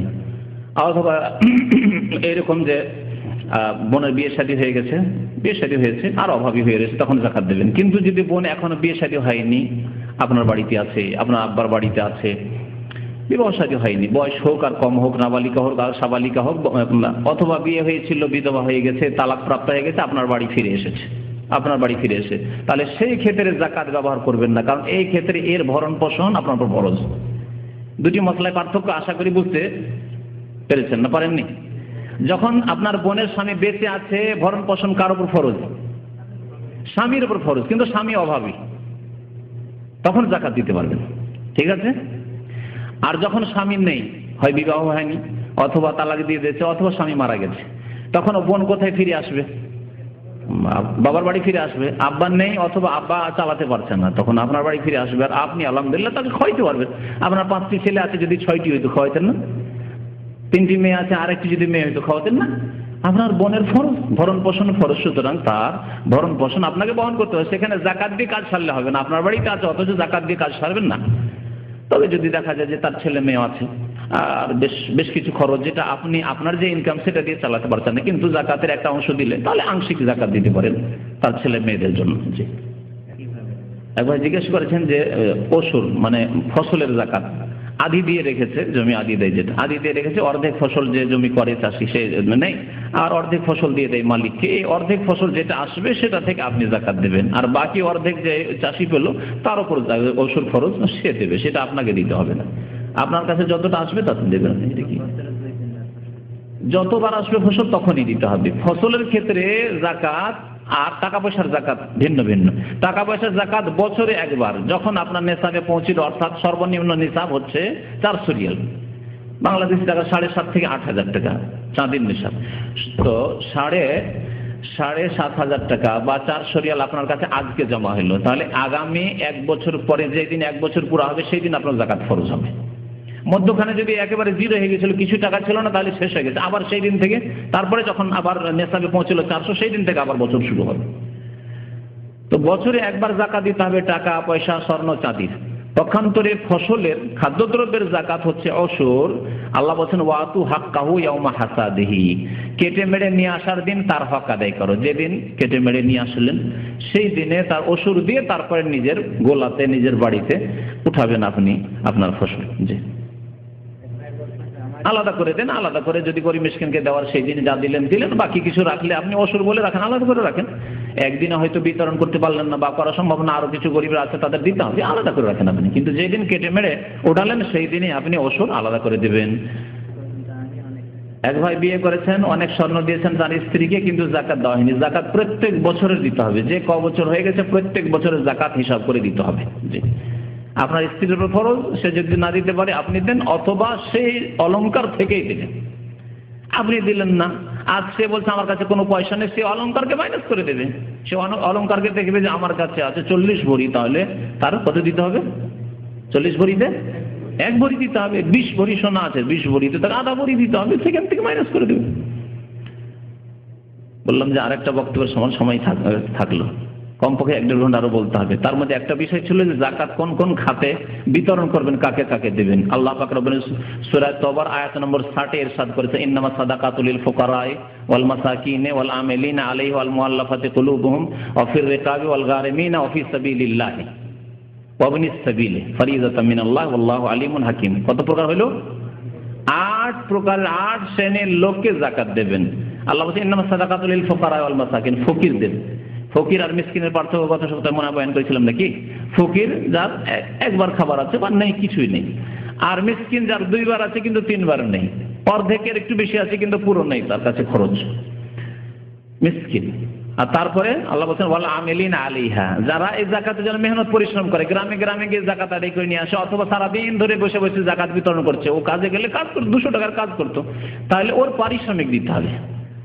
বেশি পরিমাণ খাবে, লাখ লাখ টাকা, হাজার হাজার টাকা তা নয়, কিন্তু ওর মোটামুটি পারিশ্রমিক একটা দিতে হবে, আনুমানিক ওজিফা। ওয়াল আমিলিনা আলাইহা ওয়াল মুআল্লাফাতি কুলুবুহুম, যাদের অন্তরকে আকৃষ্ট করার উদ্দেশ্য, অর্থাৎ নতুন মুসলমান, অথবা সামান্য একটু চিকিৎসা, একটা অমুসলিম আছে, ওর ছেলে মেয়ের চিকিৎসা দিলে, বা ওর স্ত্রীর কাপড় নেই একটু দিলে, বা একটু মেয়ের বিবাহ আছে দিলে, তার সাথে ইসলামের দাওয়াত দিলে ইসলাম কবুল করে নিবে, হয়তো ইসলামের দিকে আকৃষ্ট করার জন্য। বিশেষ করে যারা ইসলাম গ্রহণ করে নিয়েছে, অভাবী হয়ে রয়েছে, বাবা থেকে কিছু পায়নি, সে পরিবার থেকে বঞ্চিত হয়েছে, তাদের কথা এখানে উল্লেখ করা জরুরি। তারপরে আল্লাহ মুআল্লাফাতি কুলুবুহুম ওয়া ফির রিকাবি, তারপরে গর্দন আজাদ করার জন্য, অর্থাৎ কেউ যদি কৃতদাস হয়ে যায়, কোনো মুসলিম কৃতদাস হয়ে গেছে, কৃতদাসের জামানা নেই, তাহলে আজকাল যারা বন্দী, জেলে বন্দী আছে, নির্দোষী অথবা দোষী লোক ছিল কিন্তু তওবা করে নিয়েছে, বেচারা নামাজি হয়ে গেছে, ধার্মিক হয়েছে, জেলে গিয়ে পরেজগার ভালো হয়ে গেছে, ভালো মানুষ হয়ে গেছে, আর এসে ডাকাতি করবে না, আর এসে চুরি করবে না, আর এসে জেনা ব্যভিচার কুকাজ করবে না, মদ খাবে না, যদিও হয়তো এই ধরনের কোনো কেসে গেছে, কিন্তু দিনদার ভালো মানুষ হয়ে গেছে। তাহলে জেল থেকে বন্দীকে রেহাই করার জন্য, জামিন করার জন্য, দেশে যেমন জামানত আছে, জামিন করার জন্য বিশেষ করে ভালো মানুষ যারা, তাদেরকে ওয়া ফির রিকাব ওয়াল গারিমিন, আর ঋণী, এমনিতে মোটামুটি খেয়ে দিয়ে চলে যাচ্ছে, 5,000 টাকা মাসে বা 500 রিয়াল পাই দিয়ে সংসার চলে যায়, কিন্তু তার উপর 20,000 টাকা 30,000 টাকা ঋণ আছে, ঋণ দিতে পারছে না, ঋণ পরিশোধ করতে পারছে না। ওয়াল গারিমিন, ঋণ পরিশোধ করার জন্য। ওয়াল গারিমিন ওয়া ফি সাবিলিল্লাহ, আর 7 নম্বরে হচ্ছে যারা আল্লাহর রাস্তায় যদি জিহাদ ফি সাবিলিল্লাহ থাকে। বর্তমানে বাস্তবে জিহাদ ফি সাবিলিল্লাহ নেই, কাকে দেবেন? সুতরাং এই রাস্তা যখন খুলবে তখন দেবেন। ফি সাবিলিল্লাহর একটি অর্থ আমাদের দেশের ওলামারা যা বলে থাকে সেটা হচ্ছে মাদ্রাসাগুলি, এতিমখানাগুলি, মসজিদ নয়। মসজিদ ফি সাবিলিল্লাহ, মসজিদে আমরা সবাই সচ্ছল লোকেরা নামাজ পড়ি অধিকাংশ, সুতরাং মসজিদ নিজের দান দিয়ে, চাঁদা দিয়ে মসজিদ তৈরি করতে হবে। আর মাদ্রাসাগুলি, বড় বড় মাদ্রাসা রয়েছে, এতিমখানা রয়েছে, তাতে একটা অংশ দেওয়া যেতে পারে। কারণ বাবা একজন ছাত্র, গরিব ছাত্র, তার বাবা ওই মানুষ মাদ্রাসার ছাত্রকে পয়সা দিতে পারে না, পড়াশোনা বন্ধ করে দেওয়ার মতো অবস্থা, তাহলে তাকে দেন, কিতাবের খরচ দিয়ে দেন, তার মাসিক খরচ দিয়ে দেন, ভাতা দিয়ে তুমি পড়ো, মাদ্রাসায় পড়ো, যা খরচ লাগিয়ে দেবো, ফি সাবিলিল্লাহ। কারণ কি হাদিসে রয়েছে, তিরমিজিতে, মান খারাজা লিতালাবিল ইলমি ফাহুয়া ফি সাবিলিল্লাহ, যে ব্যক্তি ইলম হাসিল করার জন্য, বিদ্যা অর্জনের জন্য বের হলো, সে আল্লাহর রাস্তায় বেরিয়ে পড়লো, তাহলে এটা ফি সাবিলিল্লাহ। ইবনিস সাবিল 8 নম্বরে হচ্ছে মুসাফির, এত দূরে পৌঁছে গেছে, ওখানে গিয়ে টাকা পয়সা শেষ হয়ে গেছে, অথবা টাকা পয়সা চুরি হয়ে গেছে, আর বাড়ি ফিরতে পারছে না, এইরকম লোক যদি কেউ থাকে, যে টিকিট নেই সেজন্য দেশে যেতে পারছে না, কাজ নেই, কর্ম নেই, কিচ্ছু নেই, বাড়ি যেতে পারছে না, তাহলে এইরকম লোককে টাকা পয়সা দিয়ে দেশে পাঠিয়ে দেওয়া মুসাফিরকে দেওয়া যেতে পারে। কিন্তু আজকাল টাকা পয়সা দেশ থেকে নিয়ে আসার ব্যবস্থা আছে, তার বাড়িতে যদি যথেষ্ট ধন সম্পদ থাকে তাহলে নিয়ে চলে আসবে। এক জমানে যখন কোরআন নাযিল হয়েছে তখনকার যুগে খোঁজ খবরই থাকবে না যে কোথায় আছে না আছে আমার ছেলে, আর টাকা পয়সা পাঠাবারও ব্যবস্থা ছিল না, সেই জন্য মুসাফিরকে সাহায্য করা জরুরি ছিল। এখন যদি এরকম কারো অবস্থা হয়, অথবা দেশেও অভাবী, দেশেও টাকা নেই, যখন টাকা পাঠাবে সৌদি আরব, তারপরে এখান থেকে আবার যাবে, তাহলে আপনারা কিছু চাঁদা টান্দা করে বা ওই জাকাত থেকে দিয়ে তাকে দেশে পাঠিয়ে দেন। জি। একটি প্রশ্ন এসছে যে কোনো ঔষধ খেয়ে কি রোজার মাসে মা বোনদের যে সময়টা মাসিক থাকে তা বন্ধ করে রোজা রাখা যাবে? যাবে, শরীয়তে জায়েজ আছে। যদি মাসিককে ডিলে করতে চায়, বিলম্ব করতে চায় উমরার উদ্দেশ্যে বা হজের উদ্দেশ্যে অথবা রোজা রাখার উদ্দেশ্যে, তাহলে ওষুধ খেয়ে চলবে, কিন্তু না করাই ভালো, কারণ এর স্বাস্থ্যগত ক্ষতি রয়েছে। আর যাতে শরীয়তে স্বাস্থ্যগত ক্ষতি রয়েছে সেই কাজ কেন করবেন, অথচ আল্লাহ পাক আপনাকে ছাড় দিয়েছেন যে অন্য মাসে রোজা রাখলেও ওই নেকি পেয়ে যাবেন, নেকিতে কোনো রকম ঘাটতি হবে না।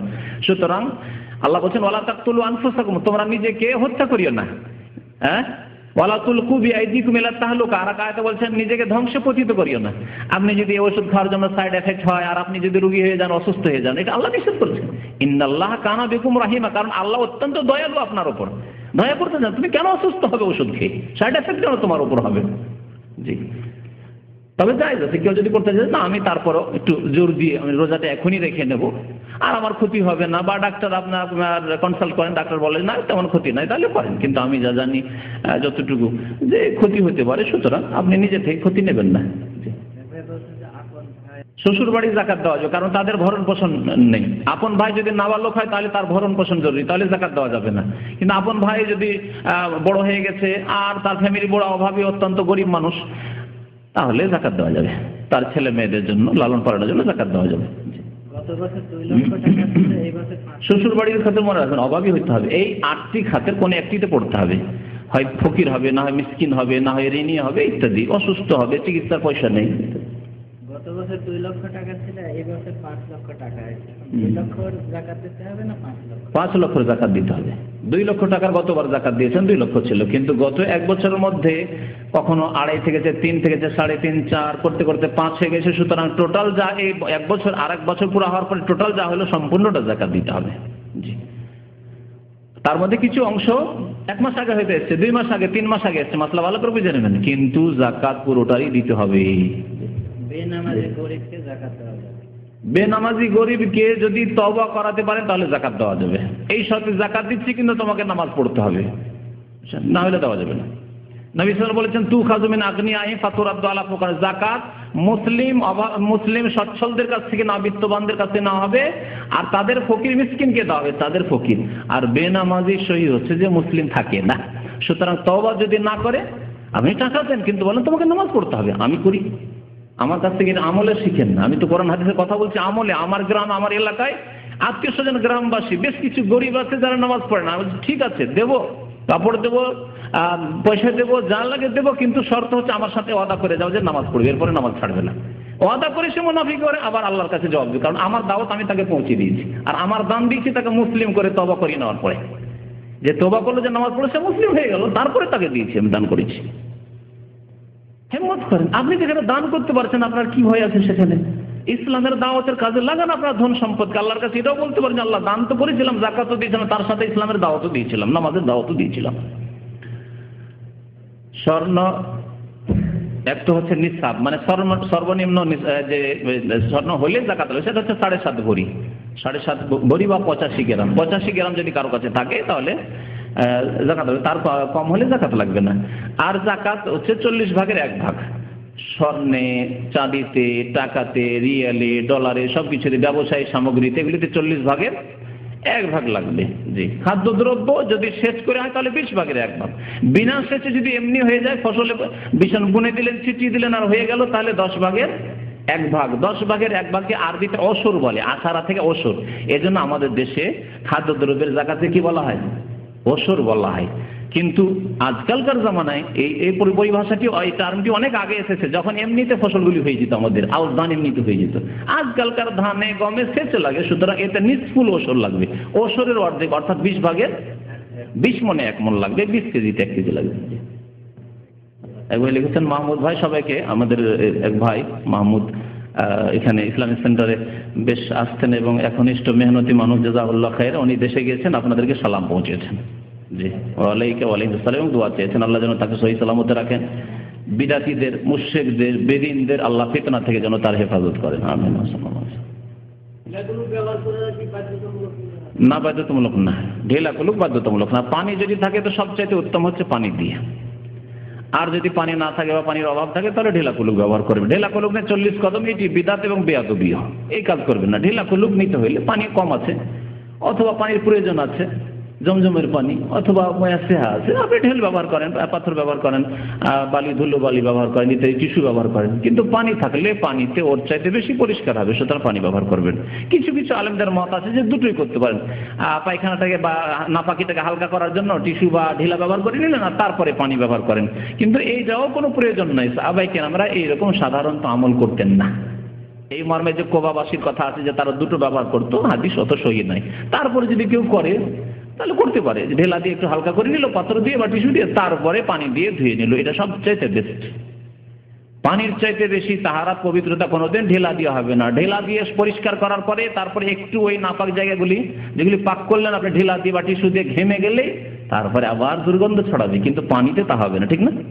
সুতরাং পানির পবিত্রতা সবচাইতে ভালো পবিত্রতা। সাল্লাল্লাহু আলা নবিয়িনা মুহাম্মদ ওয়া আলা আলিহি ওয়া সাহবিহি আজমাইন। ব্যবহার করলেও যাকাত দিতে হবে। সহি হচ্ছে যে ব্যবহার করা হোক আর রাখাই হোক, যাকাত দিবে। স্বর্ণের গয়না যেগুলো অলংকার ব্যবহার করা সেগুলোতে যাকাত দেবেন। যদিও বেশ কিছু আলেমদের ইখতিলাফ আছে, কিন্তু এই ক্ষেত্রে সতর্কতা হচ্ছে যাকাত দিয়ে দেওয়া। হ্যাঁ, ইমাম আবু হানিফা রাহমাতুল্লাহ আলাইহির মাযহাব যে অন্যান্য ক্ষেত্রে ফলো করছেন যাকাত দিয়ে দেওয়া, যাকাত দেবে অলংকার দিয়ে।